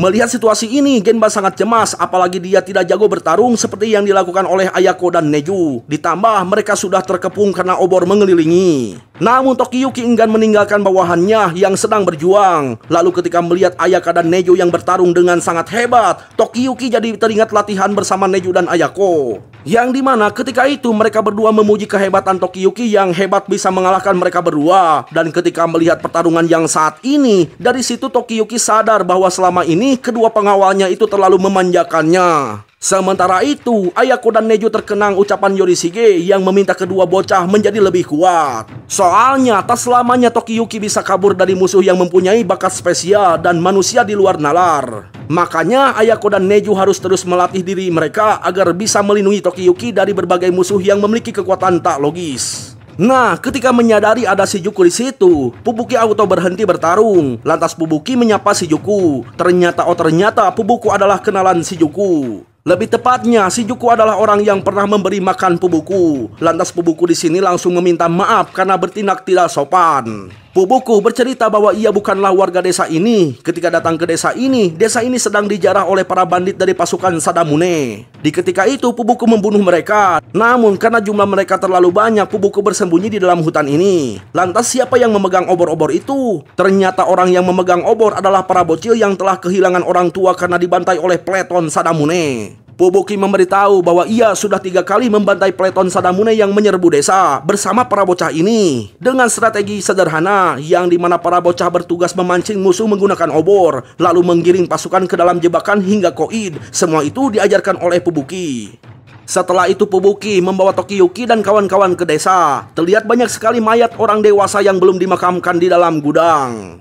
Di sebuah ruangan, Tokiyuki dan kawan-kawan dibuat kaget setelah mendengar penjelasan dari Fubuki, yang dimana mereka tidak menyangka bahwa desa Nakayama ini merupakan pusat pertahanan. Pantas saja Sadamune ingin menguasai desa ini, apalagi desa ini memiliki medan yang sulit, sehingga kalau ditempatkan 100 penjaga, desa ini bisa menjadi benteng yang sulit untuk ditembus. Jika Sadamune menempatkan prajurit di desa ini, jelas akan menguntungkan dirinya ketika menyerang dari perbatasan. Bisa dikatakan pemukiman yang kaya di wilayah Suwa menyebabkan Sadamune bisa menjepit Asada dan Nakayama. Bila invasi Sadamune terwujud, maka pihak Suwa akan kehilangan banyak wilayah. Sambil menjelaskan, tak terasa Fubuki sudah menyantap jatah beras desa untuk 3 hari. Waduh, werwoknya ternyata ya. Lantas Shijuku bercerita bahwa dulu Fubuki pernah menghabiskan semua persembahan alias sesajen untuk dewa mereka. Dikala itu Yorishige menangis karena makanan favoritnya itu telah ludes. Ya, terpaksa Shijuku berbohong kalau makanannya itu dicuri beruang. Mengingat hal itu, Fubuki langsung meminta maaf sebesar-besarnya pada Shijuku. Lalu kemudian Fubuki menghabiskan waktu bersama anak-anak, mengajarkan cara membuat sandal dari jerami. Di kesempatan itu, Shijuku meminta Tokiyuki untuk kabur ke wilayah Suwa yang aman sembari membawa anak-anak. Sebab Shijuku yakin ayahandanya pasti bakalan cemas karena menyaksikan masa depan Tokiyuki yang buruk. Faktanya, kekhawatiran Yorishige bersumber dari mangkirnya bakat meramal masa depan. Lantas Tokiyuki menegaskan bahwa dia tidak akan kabur apalagi anak-anak belum sempat melakukan pemakaman buat orang tua mereka. Di situ Tokiyuki menyatakan kekagumannya pada Fubuki yang sudah melatih anak-anak dan memberikan para bocah semangat juang. Makanya Tokiyuki mengajukan diri akan membantu Fubuki melindungi desa ini. Di saat bersamaan, Shao Kahn melakukan pembunuhan massal. Sadisnya, Shao Kahn melakukan pembunuhan warga yang masih hidup dengan mengatasnamakan dewa. Bahkan Shao Kahn yakin bahwa dewa akan mengampuni dosanya setelah melakukan ritual yang kejam ini. Lalu perhatian Shao Kahn tertuju pada desa yang dijaga oleh Fubuki. Apalagi peleton kuat yang dikirim memantau desa itu tak kunjung kembali. Sehingga Shao Kahn akan terjun langsung mengambil alih desa tersebut yang menjadi pusat kekuatan di perbatasan utara.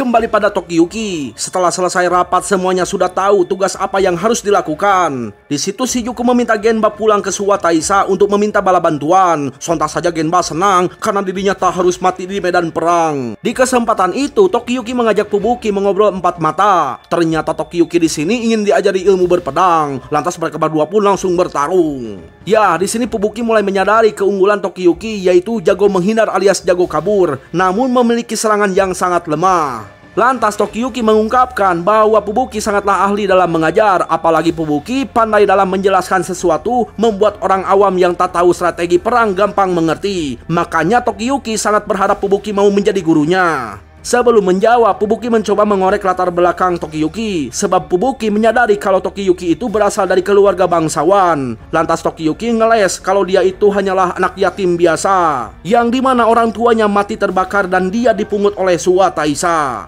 Tiba-tiba Fubuki ngomong sendiri, membayangkan sebuah teknik yang cocok untuk Tokiyuki. Lalu secara mendadak Fubuki terlihat antusias sampai mengeluarkan cemilannya dan menyerahkan ke tangan Tokiyuki. Di situ Fubuki menegaskan bahwa Tokiyuki lah yang akan menghadapi pemimpin musuh. Chojimaru dono. Hai. Teki no taishou o totte itadaku. Ten ga sazuketa ikusa no shouki desu.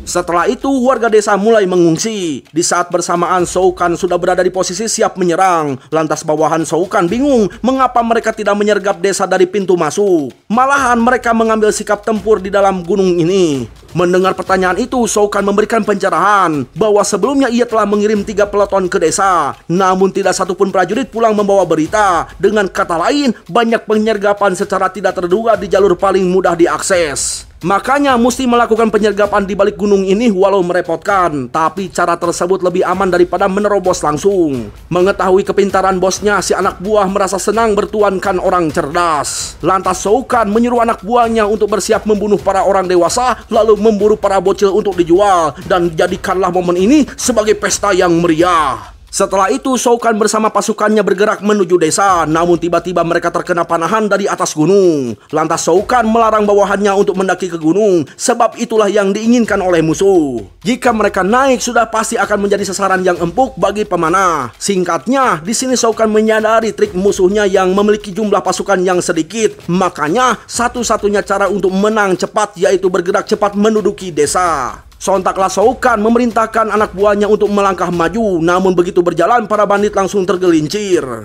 Ternyata sebelumnya pihak Fubuki telah mengalirkan air bendungan ke wilayah luar desa, memanfaatkan musim dingin ini yang dimana air jadi membeku secara cepat mengakibatkan lawan sulit berjalan. Selain susah melangkah di jalan es, serangan anak panah terus menyergap para bandit. Sontak saja suasana mencekam itu menyurutkan semangat pasukan. Tapi tidak bagi Shao Kahn, dia masih percaya diri dan tak berhenti melangkah. Kemudian pasukan yang masih hidup mengikuti arahan Shao Kahn. Sialnya mereka masuk ke dalam lubang jebakan dan langsung mati di tempat. Di situ Shao Kahn berjalan sambil menelaah strategi Fubuki, sementara Fubuki sedang fokus mengamati pergerakan musuhnya. Di situ Fubuki memuji perangkap buatan anak-anak karena berfungsi sesuai rencana. Tampak pasukan Suwa bernama Asada Tadahiro mengumpat musuh. Kemudian Asada juga memberikan bawahannya komando. Menurut Fubuki, seorang Asada sangatlah brilian. Begitu pula pasukannya, meskipun jumlahnya sedikit, tapi Asada dan kawan-kawan sangat kompeten. Apalagi Asada beserta kawannya bisa menahan serangan musuh dari 2 sisi. Prediksi Fubuki, selama prajurit biasa pasti semua terlahap oleh tim Asado, sementara prajurit di luar nalar masih bertahan tanpa terluka sedikit pun. Di antaranya Puran, Shiro, dan anggota inti Seigi bernama Byakotsu. Kemudian Shao Kahn melarang bawahannya membantu pasukan belakang, sebab mereka akan menyerang dari arah tak terduga. Kini Shao Kahn and the gang sudah berada di posisi yang tidak diketahui tim pemanah. Target mereka tak lain adalah Asada, si pemimpin yang mengarahkan tim pemanah. Sialnya, meskipun menyadari Shoukan dan kawan-kawan lawan autokoid dengan mudahnya, di situ Fubuki terkaget karena keempatnya berhasil melewati jebakan tanpa panik dan tak terluka sama sekali, menandakan bahwa mereka itu amatlah kuat. Lantas Asada panik karena Shoukan sudah masuk ke wilayah mereka. Mendengar keluhan itu, Fubuki melarang Asada bersama rekannya bertindak, sebab kalau mereka mati hanya akan meruntuhkan garis pertahanan. Makanya penyerangan berikutnya Fubuki serahkan pada Ayako dan Neju. Ya, meski mereka berdua itu berhasil membunuh salah satu pasukan, namun mereka berdua begitu kerepotan ketika melawan Shoukan. Itu karena Shoukan dilengkapi jirah yang sangat efektif menahan serangan. Meski begitu, Neju berusaha mencari titik lemah, namun itu percuma karena Shoukan di sini sangatlah hebat dalam ilmu berpedang. Nah, seperti yang dijelaskan Fubuki, ketika Ayako dan Neju telah berhasil mengetahui gerakan Shoukan, mereka diminta untuk kabur. Lebih tepatnya, memancing Shoukan ke sebuah pemukiman. Beruntungnya Ayako berhasil memasukkan si botak ke dalam rumah, dan di dalam rumah itu terdapat Tokiyuki yang siap untuk bertarung 1 lawan 1. Waka! Orera iku kedo. Ya, ternyata menurut Fubuki, Tokiyuki itu memiliki keunggulan jika bertarung 1 lawan 1. Sebenarnya Neju dan Ayaka sangat khawatir takutnya Tokiyuki kenapa-kenapa. Namun di sini Neju percaya akan kata-kata Fubuki yang dianggap hebat dalam bertarung, bahkan sangat cerdas dalam hal instruksi strategi. Sementara itu, di sisi lain Fubuki akhirnya turun tangan melawan kedua antek Shoukan. Kembali pada Tokiyuki. Di sini Tokiyuki dibuat bingung dengan Shoukan yang berperilaku aneh, yang dimana Shoukan malah fokus menghitung harga jual Tokiyuki. Waduh. Lantas Tokiyuki menanyakan alasan Shoukan membunuh warga. Tanpa rasa bersalah sedikit pun, Shoukan mengaku bahwa dia itu amat menikmati membantai orang tua agar anak-anaknya menjadi yatim piatu. Dengan begitu Shoukan bisa menjual mereka, bahkan bisa dijadikan sebagai budak. Parahnya, Shoukan di sini berjiwa psikopat, sangat menyukai ekspresi rasa sedih dan putus asa dari para bocil. Jelas, mendengar ocehan sadis itu, Tokiyuki menguatkan tekadnya untuk membunuh Shoukan. Ya, untuk menghargai keberanian Tokiyuki, Shoukan akan serius bertarung dengan menggunakan samurai yang satunya lagi. Sementara itu di sisi lain, Fubuki tengah berjuang melawan kedua antek Shoukan dibantu oleh Ayaka dan Neju. Neju di sini sengaja memancing amarah Shiro, akan tetapi hanya dengan sekali sebet Ayaka dan Neju langsung terhempas. Melihat Fubuki yang menjauh, Puran mengira si bocah mau kabur. Akan tetapi Puran salah besar karena Fubuki cuma menyiapkan wilayah buat mereka duel. Di momen tersebut, Fubuki memuji Puran yang hebat. Hal tersebut sengaja dilakukan agar Puran masuk ke dalam perangkapnya. Kembali pada Tokiyuki yang mulai pertarungannya. Seperti yang kita lihat, Tokiyuki dengan mudahnya menghindari semua serangan Shoukan. Sambil tertawa, Shoukan mengungkapkan bahwa ia tahu strategi bertarung dari Tokiyuki, yang dimana Tokiyuki sengaja menghindar menunggu momen pedang Shoukan tersangkut. Namun sayang itu takkan terjadi karena Shoukan sudah mengantisipasinya dengan mengganti pedangnya dengan yang pendek. Dan ruang kecil ini justru akan menyulitkan pergerakan Tokiyuki. Shoukan menegaskan bahwa strategi milik Tokiyuki ini layak disebut sebagai sampah. Di situasi itu, Tokiyuki teringat pengajaran dari Fubuki. Jikalau Tokiyuki terdesak, dia bisa mematikan lilin dan mengeluarkan minyak dari dalam celah untuk membakar Shoukan. Apalagi Tokiyuki memiliki bakat kabur dapat membuatnya bebas dari bahaya. Tapi ingat, hal tersebut merupakan cara darurat karena harusnya Tokiyuki mengalahkan Shoukan dengan tangannya sendiri. Akan tetapi Tokiyuki merasa serangannya itu terlalu lemah. Ya, melihat kepesimisan Tokiyuki, Fubuki memberitahukan kekuatan hebat yang dimiliki Tokiyuki, yang dimana Tokiyuki sebaiknya kabur tak usah bertarung. Lebih jelasnya menarik ketimbang mendorong. Dengan kata lain, ahli bertahan daripada menyerang. Fubuki menegaskan bahwa semua kemampuan itu adalah berkat dari kebaikan Tokiyuki, sekaligus bisa menjadi senjata pembunuh. Lantas Tokiyuki langsung memasang kuda-kuda layaknya dewa yang berwelas asih. Aksi Tokiyuki membuat Shoukan tertawa dan meremehkannya. Lalu tiba-tiba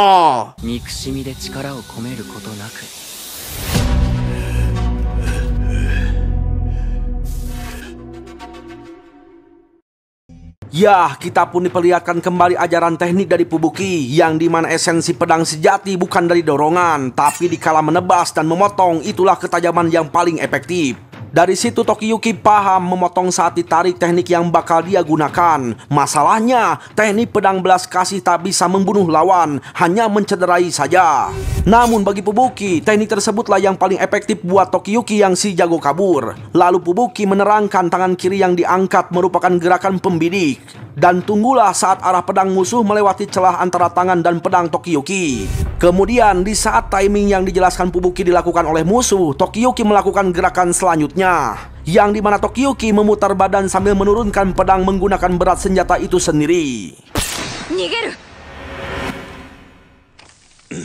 Ya, begitulah tangan Shoukan terluka hingga mengucurkan darah. Di sini Shoukan merasa kagum dengan aksi Tokiyuki, soalnya bagian yang terkena pedang sangat sukar diincar. Intinya Tokiyuki dianggap hebat karena mengetahui kelemahan prajurit berjirah. Namun bagi Shoukan lukanya itu bukan masalah besar. Dan dia tahu bahwa Tokiyuki akan mengulur waktu hingga kehabisan darah. Maka dari itu, Shoukan terus menekan mental Tokiyuki bahwa situasinya saat ini tidak memungkinkan untuk kabur, dan Shoukan akan membunuh Tokiyuki sebelum Shoukan kehabisan darah.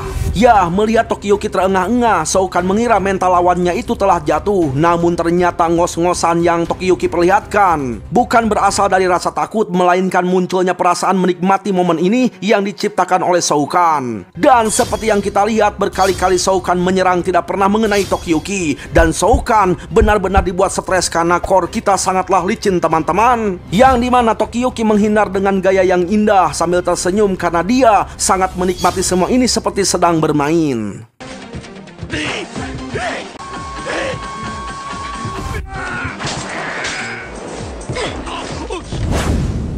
Sementara itu, di sisi lain, geng Ayako masih bertarung sengit dengan lawannya. Mereka terus-menerus beradu pedang tanpa bisa melukai Shiro, karena musuhnya memakai Nagita yang memiliki jangkauan lebih jauh, sehingga geng Ayako tidak bisa mendekati Shiro. Alhasil, geng Ayako benar-benar terpojok.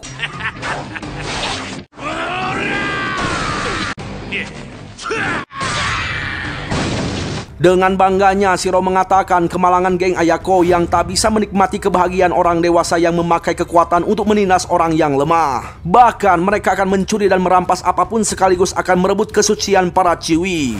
Nah, ketika Shiro menjelek-jelekan tuan muda alias Tokiyuki yang lembek, Neju dan Ayaka bangkit kembali. Ternyata Shijuku telah datang sambil menempelkan beberapa jarum dan mengatakan bahwa tuan muda mereka masih lebih pantas disebut samurai sebagai balasan atas hinaan Shiro terhadap Tokiyuki. Dan di saat Shiro lengah, Ayako maju hingga membuat Shiro sulit bergerak. Di kesempatan itu, Neju langsung bergegas sambil mengatakan bahwa tuannya alias Tokiyuki masih lebih layak dihormati meski cuman jago kabur. Don.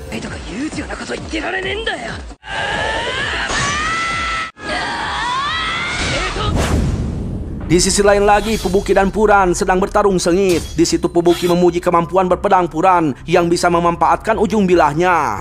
Ketika ditanya siapa gurunya, Puran menolak mengatakannya. Yang ada Puran malah berbacot tentang kenikmatan memanfaatkan seseorang secara habis-habisan dan bisa merebut kepemimpinan suatu kelompok. Lantas Fubuki mengamati pergerakan pedang Puran sambil membalas setiap serangan lawan. Tebasannya datang secara lurus seperti pada umumnya dan lesatan unik yang dibelokkan menggunakan pergelangan tangan. Kedua tebasan itu disembunyikan hingga saat terakhir. Itulah yang membuat Fubuki jadi sulit membedakan pergerakan pedang Puran. Namun ketika Puran mengayunkan pedang, ketinggian sikunya sedikit berbeda, berarti tidak sepenuhnya gerakan Puran tersembunyi. Sesudah mengetahui jurus musuh, mudah bagi Fubuki memblokir sergapan Puran. Sontak saja Puran auto tercengang bijinya.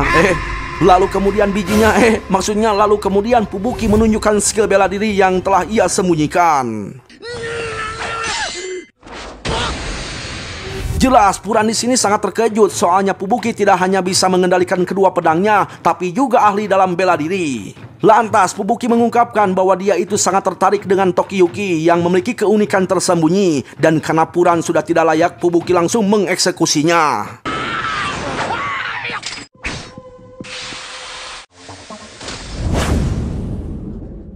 Lalu bagaimana dengan keadaan Tokiyuki? Ya, ternyata Shoukan sudah mulai oleng akibat stres, tak mampu mengejar Tokiyuki, apalagi dirinya sudah kehabisan darah.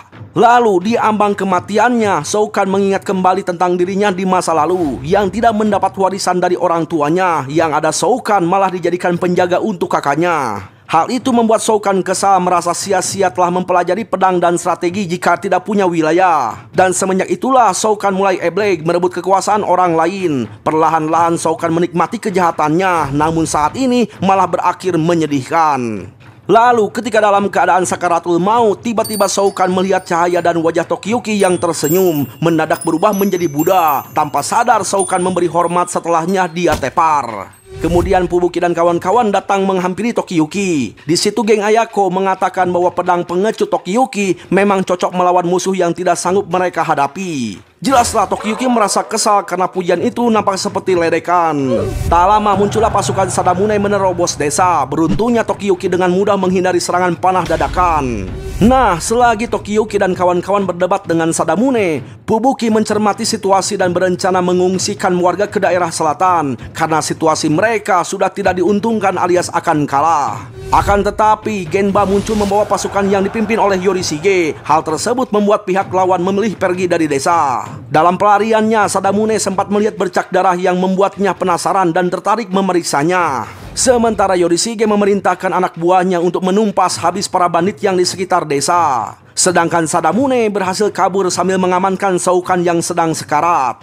Beruntungnya dia tepat waktu menyelamatkan Shoukan sehingga Shoukan masih hidup. Di situ Sadamune menceramahi aksi pembantaian warga yang Shoukan lakukan. Sadamune memperingati kalau tidak ada warga gimana bisa mengutip pajak. Namun Sadamune memuji strateginya dan mulai dari sekarang Shoukan harus melenyapkan sisi penjahatnya untuk melayani Sadamune sebagai samurai. Untuk itu Sadamune akan memberikan wilayah kecil yang dimana Shoukan bisa mengasah kemampuan demi perang melawan Suwa di masa depan. Namun entah kenapa di sini Sadamune merasa kalau Shoukan itu sudah tidak lagi seperti penjahat.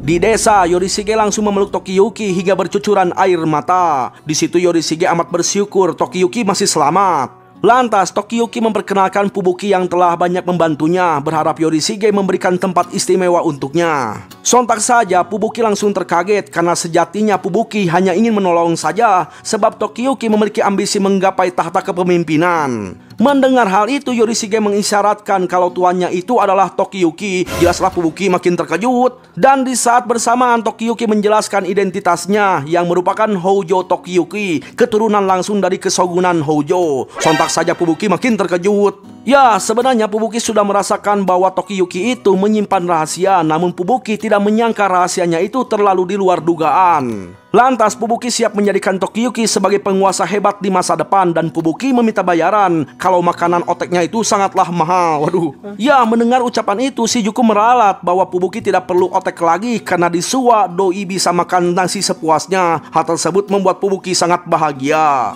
Ya, melihat tingkah Fubuki yang kayak begitu, Neju jadi bingung si Fubuki itu pintar atau bodoh ya. Ya, lanjut. Usai peperangan melawan pihak Sadamune, Tokiyuki bersama yang lainnya melakukan penghormatan pada para samurai yang gugur. Di tengah renungannya, Tokiyuki dipanggil oleh Yorishige. Setelah hanya berdua dengan Tokiyuki, Yorishige meminta maaf telah menempatkan doi dalam bahaya. Akan tetapi Tokiyuki merasa Yorishige tidak bersalah, namun di mata Yorishige pihaknya lah yang keliru karena tidak menyadari potensi desa yang merupakan area yang strategis. Makanya pihak Suwa tidak menempatkan penjagaan. Berkat Tokiyuki dan kawan-kawan, pihak Suwa tidak kehilangan bagian terpenting wilayah mereka. Seperti yang dijelaskan Fubuki, desa merupakan jalur utama yang berada di antara beberapa area. Makanya sekarang Yorishige telah menugaskan penjagaan di desa. Sementara mengenai anak-anak yatim akan ditampung oleh Suwa Taisa. Mendengar ucapan Yorishige, Tokiyuki merasa lega. Setelah mengatakan hal itu, Yorishige jujur pada Tokiyuki kalau dia itu telah kehilangan kemampuan melihat masa depan. Bila terlihat pun hasilnya samar-samar. Karena itu pula lah Yorishige gelisah dan panik. Namun Yorishige tidak ingin warga lainnya tahu perihal ini. Soalnya kebanyakan orang bergantung pada kekuatan dewa. Dengan kata lain, jikalau ketahuan dewanya itu telah kehilangan bakatnya, akan terjadi polemik yang mendera warganya. Di situ Yorishige memerlukan bantuan Tokiyuki untuk mengembalikan keahliannya meramal masa depan. Lalu demi baliknya kekuatan dewa milik Yorishige, dia menyuruh Tokiyuki menyediakan belut. Lantas Tokiyuki meminta bantuan Ayako dan Neju untuk mencari belut. Ya, atas permintaan Tokiyuki, geng Ayako akan pergi ke sungai Tenryu. Kebetulan ada belut yang hidup di sungai Tenryu. Tak berapa lama, geng Ayako berhasil menemukan belut dan menyerahkannya pada Tokiyuki. Di situ Tokiyuki mengaku bahwa dia hanya ingin memakan belut, padahal belut itu untuk mengembalikan kekuatan Yorishige gitu ya. Ya, intinya Tokiyuki sengaja berbohong supaya tidak ketahuan perihal Yorishige yang telah kehilangan kekuatannya. Nah, ketika Yorishige memakan belutnya, kekuatan mengalir deras di tubuh Yorishige. Sayangnya problema Yorishige tidak kunjung usai, sehingga Tokiyuki menemui para Miko berharap mereka memberikan daun bawang liar. Lantas para Miko mengatakan bahwa mereka akan pergi ke gunung belakang sebab daun bawang liar tumbuh di sana. Nah, setelah mengumpulkan daun bawang liar, Tokiyuki memberikannya pada Yorishige dan langsung dimakan. Dan dengan bangganya Yorishige mengatakan bahwa daun bawang dimakan oleh para biksu yang berlatih di gunung mungkin bisa mujarab untuk mengembalikan bakat Yorishige yang menghilang. Sayangnya, sesudah menghabiskan daun bawang liar, kekuatan Yorishige belum kunjung balik. Dan kini Yorishige meminta Tokiyuki mengambilkan baju Miko. Ya, dengan penuh rasa malu Tokiyuki menanyakan di mana baju para Miko bisa dia temukan. Setelah tahu, tanpa buang waktu Tokiyuki mengambil baju Miko, membuat orang-orang keheranan, bingung mau jawab apa gitu ya. Dan Tokiyuki mengaku hanya tertarik pada baju Miko saja. Ya, hal itu menyebabkan orang tersebut terkaget. Lalu diam-diam Tokiyuki membawa baju Miko menggunakan boneka jerami. Namun kegiatan Tokiyuki dilihat oleh Genba. Setelah itu Tokiyuki menyerahkannya pada Yorishige. Kemudian Yorishige menjelaskan ajaran Shinto bahwa lelaki dan perempuan sama pentingnya. Terutama peran gadis kuil sangatlah penting. Tak lupa Yorishige meminta Tokiyuki merahasiakan ritualnya dari para Miko. Ternyata tujuan Yorishige yaitu membuat boneka yang mengenakan baju Miko. Usai persiapan selesai, Yorishige akan melakukan ritual demi mengembalikan kekuatan dewa melalui boneka. Dan karena ulah Genba, akhirnya teman-teman Tokiyuki menyaksikan keanehan Tokiyuki. Dan mereka berpikiran negatif terhadap Tokiyuki alias dianggap cabil. Dikira bonekanya itu mau dianu gitu ya. Dan malunya Tokiyuki ketika tahu bahwa teman-temannya sedang memperhatikan. Sontak saja Tokiyuki panik tak tahu harus bersikap seperti apa menghadapi pandangan buruk bawahannya. Dan kocaknya Fubuki meminta para sohib untuk tenang. Terlepas dari kemesuman tuan mereka tak akan mempengaruhi kesetiaan regu Tamujaka. Dan parahnya lagi, para abdi Tokiyuki malah ingin mendeklarasikan kemesuman mereka di era kesogunan Kamakura kelak. Waduh. Ya, sesudah puas tenggelam dalam rasa malu, Tokiyuki langsung melabrak Yorishige yang tengah asik memanggang belut. Karena akibat permohonan yang tidak jelas dari Yorishige, Tokiyuki jadinya dianggap orang aneh. Makanya saat ini Tokiyuki sudah tidak peduli lagi dengan rahasia kekuatan dewa. Lebih jelasnya meminta Yorishige untuk berkata jujur pada bawahan Tokiyuki. Sontaklah Yorishige mengajukan permintaan lagi yang diakui sebagai permohonan terakhir, yang dimana di Gunung Moria terdapat objek kuil suci. Disitulah Yorishige ingin tuan mudanya mengambilkan air dari aliran air suci yang mengalir di sana. Yorishige mengaku bahwa air tersebut bisa mengembalikan kekuatannya. Jelaslah Tokiyuki dibuat jengkel. Bukannya bilang dari awal gitu ya, malah nyuruh yang aneh-aneh gitu. Nah, setelah itu Tokiyuki pergi ke arah yang sudah Yorishige jelaskan. Di situ Tokiyuki masih bingung mengenai kekuatan dewa, apakah ada atau tidak. Selain itu, Tokiyuki bingung mengapa Yorishige percaya pada kekuatan yang samar-samar, padahal Yorishige bisa memimpin prajurit sebanyak itu. Tak lama sampailah Tokiyuki dan terkejut menyaksikan Shijuku melakukan tarian Kagura untuk para dewa. Usai menari, Shijuku menyapa Tokiyuki. Di situ Shijuku yakin ayahandanya sengaja menyuruh Tokiyuki ke Sungai Suci untuk menyaksikan binatang roh. Lantas Shijuku memberikan Tokiyuki kekuatan agar bisa menyaksikan pemandangan yang tidak pernah beliau lihat. Lalu ketika membuka mata, Tokiyuki langsung tercengang karena dia kini bisa melihat para roh suci yang pernah disembelih oleh mereka semua. 少しかがんで。域に住まう神獣たち。よく見たらボタンがいるじゃん。 Nah, setelah diberikan air suci oleh Shijuku, Tokiyuki bergegas pergi sembari memikirkan dirinya yang tak tahu menahu tentang Shijuku. 君のこともよく知らない。なぜこれを私に見せた？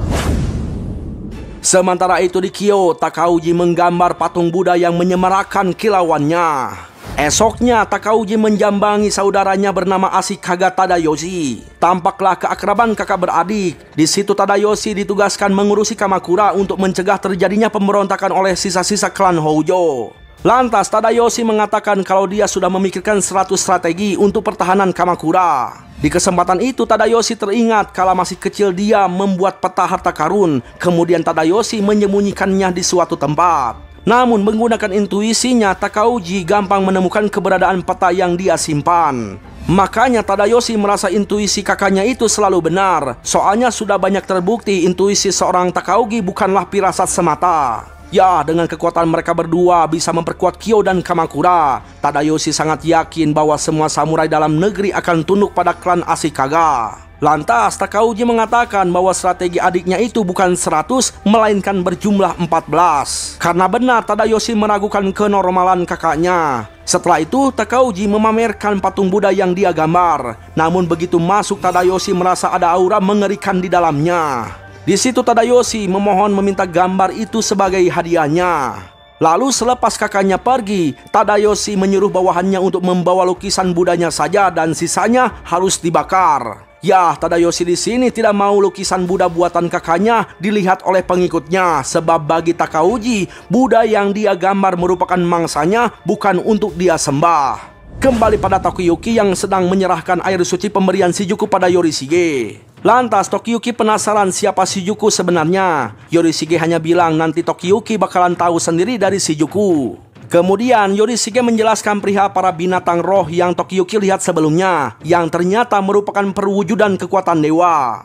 Tak lama fenomena Danau Sua alias Omowatari terjadi. Di situ Yorishige menjelaskan bahwa semua orang percaya Sua Myojin menciptakan Omowatari menggunakan kekuatan dewa. Namun saat manusia melihat realistis, maka kekuatan dewa akan menghilang seiring perkembangan zaman. Lalu tiba-tiba muncul sinar yang menderang, pertanda kekuatan dewa Yorishige telah kembali. Didasari hal tersebut, Tokiyuki akhirnya mulai paham dari mana sumber cahaya yang dilihatnya selama ini dari Yorishige. Setelah itu Yorishige mengatakan bahwa ini merupakan zaman terakhir yang dimana kekuatan tak terlihat bisa membantu. Kemudian Yorishige menyatakan bahwa kemampuan Tokiyuki sangat cocok di zaman ini. Makanya untuk sekarang mereka akan menikmati momen. Namun mendadak Tokiyuki ingin Yorishige meralat kesalahpahaman antara dia dan para anak buahnya. Lalu Tokiyuki melakukan penyiksaan terhadap Yorishige. Ya, menyaksikan kegilaan itu, bawahan Tokiyuki jadi mengerti bahwa Yorishige lah biang kerok dari keanehan tuan muda mereka.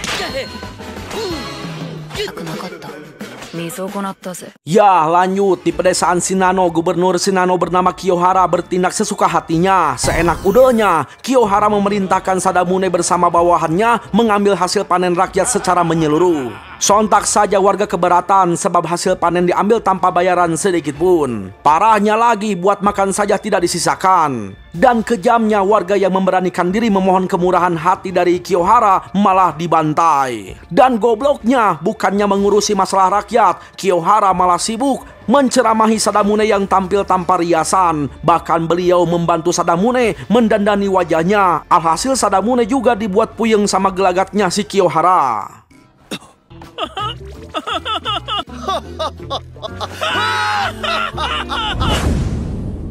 Ya, peristiwa sadis yang menimpa petani Shinano membuat para pengikut Sua kesal sehingga mereka bersiap untuk berperang. Kabar tersebut sampai ke telinga Yorishige, makanya Yorishige ingin Tokiyuki bersama Regu Tomujaka menghentikan pengikutnya di Shinano yang hendak menyulut perang. Selain itu, Regu Tomujaka harus membuka jalan kabur buat pengikut Sua Myojin di Shinano. Di kesempatan itu Neju mengatakan keheranannya mengapa Yorishige mengirim tuan muda mereka ke lokasi berbahaya, yang padahal sewaktu dinas di desa waktu itu Yorishige ketakutannya minta ampun. Ya, dengan santuinya Tokiyuki mau menyampaikan bahwa kala itu kekuatan Yorishige menghilang, namun Yorishige langsung gercep menutup mulut Tokiyuki. Nah, setelah itu Yorishige mengatakan bahwa kali ini terlihat jelas yang dimana meski dalam bahaya Tokiyuki tidak akan mati. Setelah itu Regu Tomujaka mulai melakukan perjalanan menuju Kawanajima, tempat tinggal pengikut Sua Myojin di Shinano. Berhubung sudah malam, Regu Tomujaka bersantai di alam liar sembari ditemani api unggun. Tampaklah Fubuki sibuk dengan onigirinya. Di situ Neju mengeluh kenapa Ayako dan kawan-kawan tidak ikut dalam misi ke Wakanajima. Lantas Tokiyuki mengingatkan pesan Yorishige bahwa misi ke Wakanajima sangatlah berbahaya bagi para ciwi.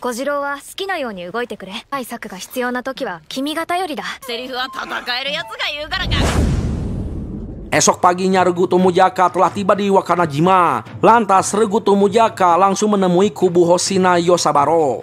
Mereka diantar oleh pria berwajah polos dingin tapi tidak mematikan ke ruangan tempat kubu Hoshina berkumpul. Dalam perjalanan, Neju dan kawan-kawan sangat yakin bahwa tuan muda mereka bisa membujuk Hoshina untuk menghentikan perlawanan. Namun begitu sampai ke tenda kubu Hoshina berada, Regu Tomujaka dibuat syok dengan wajah-wajah yang bersiap untuk mati, sehingga Tokiyuki tak berani menyampaikan pesan dari Yorishige. Tokiyuki mencoba meminta bantuan pada kawan-kawannya, tapi mereka malah berpaling gak mau tahu.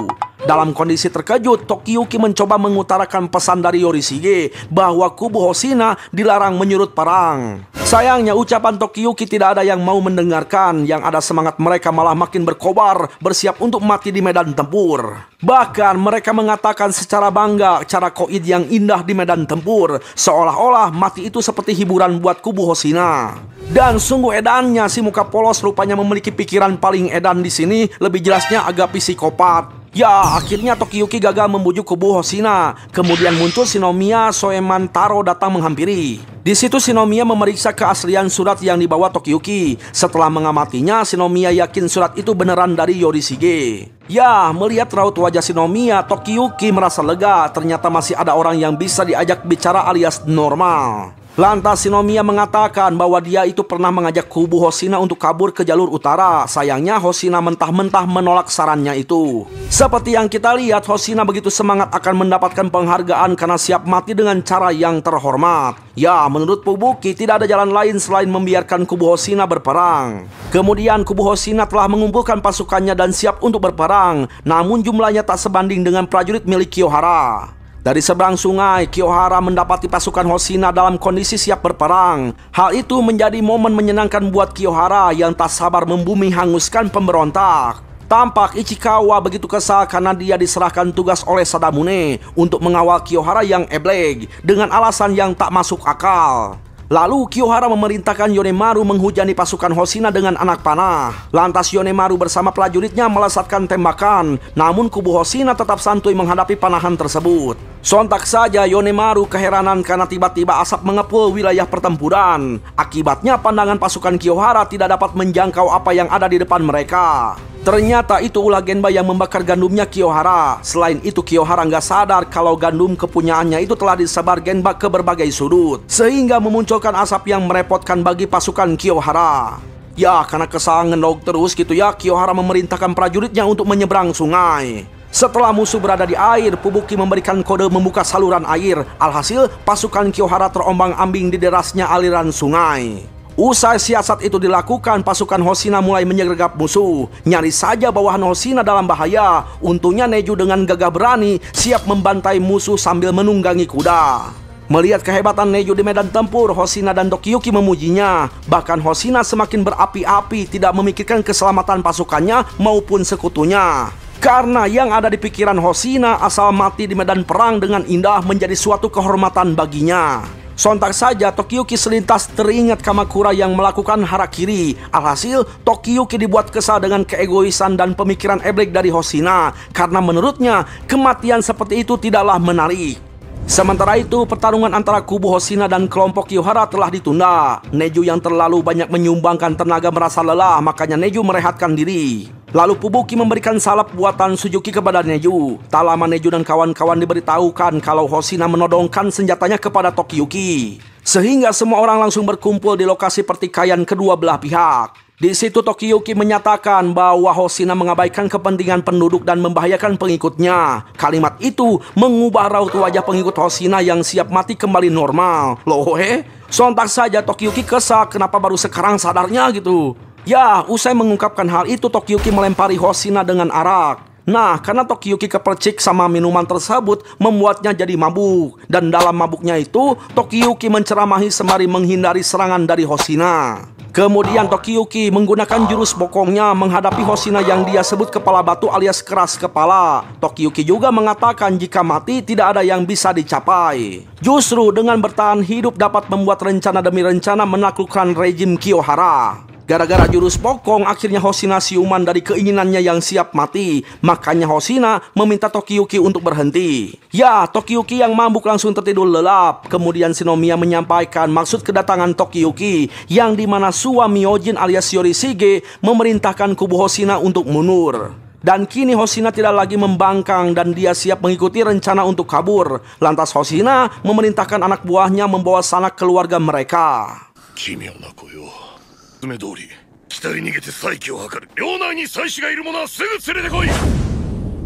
Sementara itu Kiyohara auto kesal dan dia terus menghajar orang kepercayaannya. Apalagi mereka menang jumlah tapi tidak bisa mengalahkan musuh yang pasukannya cuma sedikit. Tak lama Kiyohara diberitahukan bahwa kubu Hoshina tidak lagi melakukan pertempuran sebab mereka tengah bersiap untuk kabur. Dari situ Kiyohara akan melancarkan rencananya mencegah kubu Hoshina pergi dari wilayah kekuasaannya. Namun Ichikawa tidak setuju. Karena kubu Hoshina terdapat Regu Tomujaka yang selalu membawa malapetaka baginya. Sontak saja Kiyohara nggak percaya, malahan Kiyohara siap membunuh para pemberontak dan juga Regu Tomujaka itu.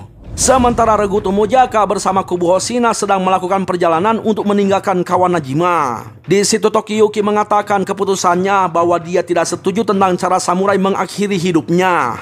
Sebab kalau mati tidak ada yang bisa diperbuat. Jika ada kesempatan buat mati, Tokiyuki bakal memilih untuk hidup. Usai mengungkapkan pemikirannya, Tokiyuki menginginkan Neju mengikutinya. Neju menegaskan bahwa dia akan tetap setia menemani tuan mudanya. Tak lama rombongan musuh mulai mengejar mereka. Tokiyuki yang sudah tahu bahwa mereka akan mengejar, sudah menyusun rencana menghadapi taktik musuh. Dan inilah taktik kabur yang akan menentukan kemenangan.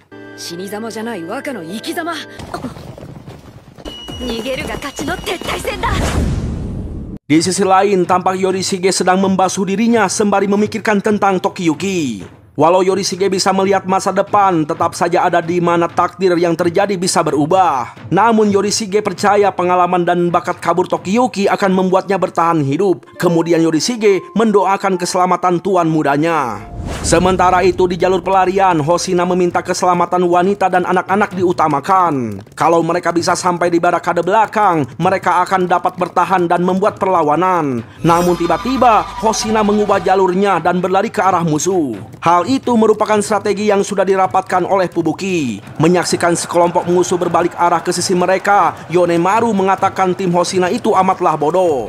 Kembali ke kondisi sebelum taktik mundur dilangsungkan oleh kubu Hoshina. Kala itu Neju berkata jika Yonemaru berhasil dikalahkan, maka pertahanan gubernur akan melemah. Akan tetapi Fubuki berkata lain, yang dimana sebelum mengalahkan Yonemaru, mereka akan memanfaatkannya sebisa mungkin. Apalagi Genba memiliki sebuah skill mengubah wajah.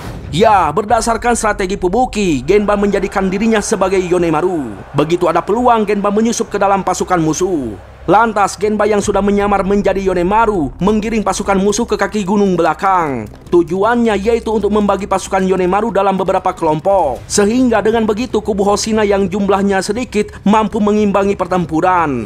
Ya, dengan otoritas sebagai Jenderal Yonemaru, Genba berhasil mengelabui pasukan musuh. Dan akhirnya strategi memecah pasukan telah berhasil. Lalu setelah berada di gunung belakang, semua pasukan Yonemaru terkena tembakan panah. Sontak saja kubu musuh merasa syok mengetahui orang yang mereka kira Yonemaru adalah Genba dari Regu Tomujaka. Lalu setelah Genba bergabung ke dalam timnya, Shinomiya memuji bakat si ninja. Di saat bersamaan Hoshina memamerkan tekad kubunya kepada Tokiyuki. Bahwasannya mereka yang siap mati tak kalah hebatnya sewaktu berjuang untuk hidup. Mendengar penuturan itu membuat Tokiyuki senang karena didikannya begitu terpatri di hati dan tindakan kubu Hoshina. Namun walau begitu upaya mundur sambil bertahan hidup merupakan hal yang sulit. Karena selain menjaga keselamatan wanita dan anak-anak, di waktu yang sama mereka harus bisa melindungi nyawa sendiri. Nah, karena sedari tadi Neju tidak nampak, Hoshina penasaran apa yang sedang Doi lakukan. Lantas Tokiyuki mengatakan bahwa dia menyerahkan keputusan pada Neju mengenai tindakan apa yang mesti dia perbuat. Tampaklah Neju sedang memainkan peran sebagai bala bantuan. Itu artinya Neju bergerak ke bagian yang memerlukan jasanya. Tapi Neju memerlukan tambahan orang lain dari kubu Hoshina. Sayangnya hal yang menyulitkan Neju yaitu dia itu tidak ingat nama teman-teman seperjuangannya. Sehingga Neju cuma mengenang mereka dari bentukan wajahnya. Ada yang wajahnya kayak emot batu, ada yang botak, ada yang wajahnya bergaris, dan ada juga yang wajahnya kayak bool ayam. Nah, sesudah mengumpulkan anggota, Neju membawa para paman ke tepi sungai. Tujuannya yaitu untuk menyerbu pasukan Kiyohara yang menargetkan wanita dan anak-anak.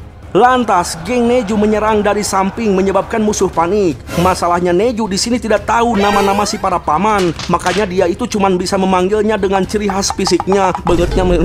Lalu di perjalanannya, Neju terkaget ketika melihat Fubuki yang terkapar. Sontak saja Neju syok, mengira Fubuki sudah koid. Tapi ternyata Fubuki cuma kelaparan saja. Waduh. Sontaklah Neju langsung memberikan amunisi supaya Fubuki jadi cenghar kembali. Nah, sesudah perutnya terisi penuh, Fubuki balik ke posnya. Sementara Neju dikagetkan dengan para om-om yang terluka. Lantas Neju menantang Yonemaru berduel pedang di atas kuda. Ya, perbedaan kekuatan di antara mereka cukup signifikan, membuat Neju kewalahan menghadapi pertahanan Yonemaru dengan tubuh besarnya. Selintas Neju sempat heran mengapa si para paman mengetahui namanya. Ternyata Tokiyuki selalu menyebut nama Neju dan menjelaskan kedekatan hubungan mereka. Mengetahui hal itu, Neju auto jadi semangat, langsung menggunakan gerakan yang tak terduga. Dan Neju berhasil melukai tubuh besar Yonemaru. Sontak saja Yonemaru kesal.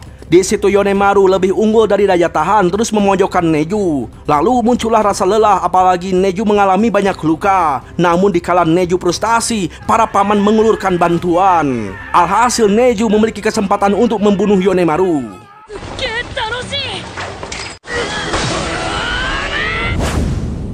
Sementara itu di Kiyohara, gedek pasukan tetap stay di sana, namun kabut yang menyelimuti tak kunjung menghilang. Sehingga mereka kesulitan untuk membuat pergerakan, karena kesal Kiyohara menyuruh Ichikawa untuk mengurusi musuh. Akan tetapi menurut Ichikawa, perintah itu bukanlah hal yang tepat, karena tugasnya adalah mengawal Kiyohara. Dengan kata lain, Ichikawa seharusnya melindungi Kiyohara dari serangan dadakan. Namun karena Kiyohara keras kepala, terpaksa Ichikawa menuruti kemauannya yang merupakan gubernur Shinano. Dan benar saja, dikala Ichikawa menjauh, Fubuki muncul menargetkan Kiyohara, dan Kiyohara di sini menganggap enteng si Fubuki.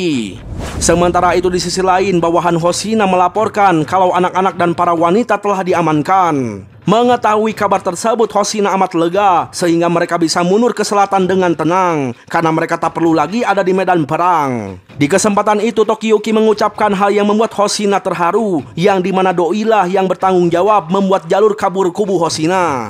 Setelah itu, kubu Hoshina mulai melangkah mundur, menyebabkan pihak Kiyohara terpanik, sehingga mereka berniat menghentikan langkah kubu Hoshina yang meninggalkan medan perang. Namun Tokiyuki bersama barisannya tidak membiarkan pihak Kiyohara mencegah aksi mereka. Dan gara-gara kemenangan yang berubah haluan ke arah kubu Hoshina, pasukan Kiyohara kehilangan semangat bertempur. Hal itu sebelumnya sudah diprediksi oleh Fubuki. Ya, melihat keindahan panahan Tokiyuki, kubu Hoshina merasa kagum dan kepercayaan terhadapnya semakin meningkat. Kini giliran Fubuki menjalankan tugasnya. Lantas Fubuki melasatkan serangan yang membuat jantung Kiyohara syok. Dan tujuan Fubuki menyerang bukanlah untuk membunuh Kiyohara, tapi hanya menjatuhkan mental beliau. Dan benar saja, taktik yang diterapkan oleh Fubuki akibatnya Kiyohara ketakutan setengah mati. Ditambah lagi bendera palsu yang ditanamkan oleh kubu Hoshina atas saran Fubuki membuat musuh berpikir kalau mereka itu sudah terkepung. Alhasil Kiyohara terpanik memikirkan keselamatan diri sendiri tanpa memberi perintah. Hal itulah yang membuat Ichikawa kesal.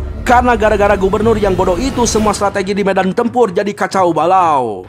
Mengetahui kelompok Kiyohara mundur, Tokiyuki bersama kubu Hoshina merasa senang sebab strategi Fubuki berhasil secara sempurna. Selagi kelompok Kiyohara belum menyadari bendera palsu, kubu Hoshina memanfaatkannya untuk kabur ke arah selatan. Dalam perjalanannya, Tokiyuki melihat mayat bertebaran, membuatnya merasa sedih. Tak lama Fubuki dan kawan-kawan bersama para om-om sudah menyusul Tokiyuki. Di situ geng Hoshina memuji Neju yang berhasil mengalahkan Yonemaru. Tapi Neju tidak membawa kepala Yonemaru, karena bagaimanapun Yonemaru telah mengajarinya pengalaman berharga ketika bertarung. Lagian percuma juga Neju membawa kepala musuhnya, karena penguasa wilayah Kawanajima telah kehilangan area kekuasaannya. Dengan kata lain, mereka takkan sanggup memberikan hadiah. Mendengar ucapan itu, Hoshina merasa keputusan Neju sudah tepat. Nah, setelah tiba di selatan, geng Tokiyuki disambut meriah oleh warga. Kelak dalam sejarah, Hoshina akan menjadi daimyo sampai era Meiji. Bagi Tokiyuki sendiri, Hoshina merupakan orang yang berperan penting dalam menghadapi pergolakan besar di kala merebut kekuasaannya. Lalu, kubu Hoshina mengantar kepergian Regu Tomujaka sembari menitipkan salam kepada suami Myojin alias Yorishige. Di kesempatan itu, Shinomiya menawarkan jamuan kepada Regu Tomujaka, namun Tokiyuki menolaknya karena yakin geng Ayaka pasti mencemaskan mereka. Sementara itu, Ayaka dan kawan-kawan yang bangun dari tidurnya menyaksikan Yorishige menatap langit. Kemudian Yorishige mengatakan bahwa tak lama lagi Regu Tomujaka akan tiba di Suwa. Mengetahui hal itu, Shijuku dan Ayaka akan mempersiapkan makan besar untuk menyambut Regu Tomujaka. Nah, sementara itu di perjalanan pulang, Genba melihat wanita cantik yang toburut membuat hidungnya mimisan. Sontak saja Tokiyuki panik, dan lucunya semburan darah Genba memunculkan pelangi. Alhasil fenomena alam itu menghiasi petualangan Tokiyuki and the gang.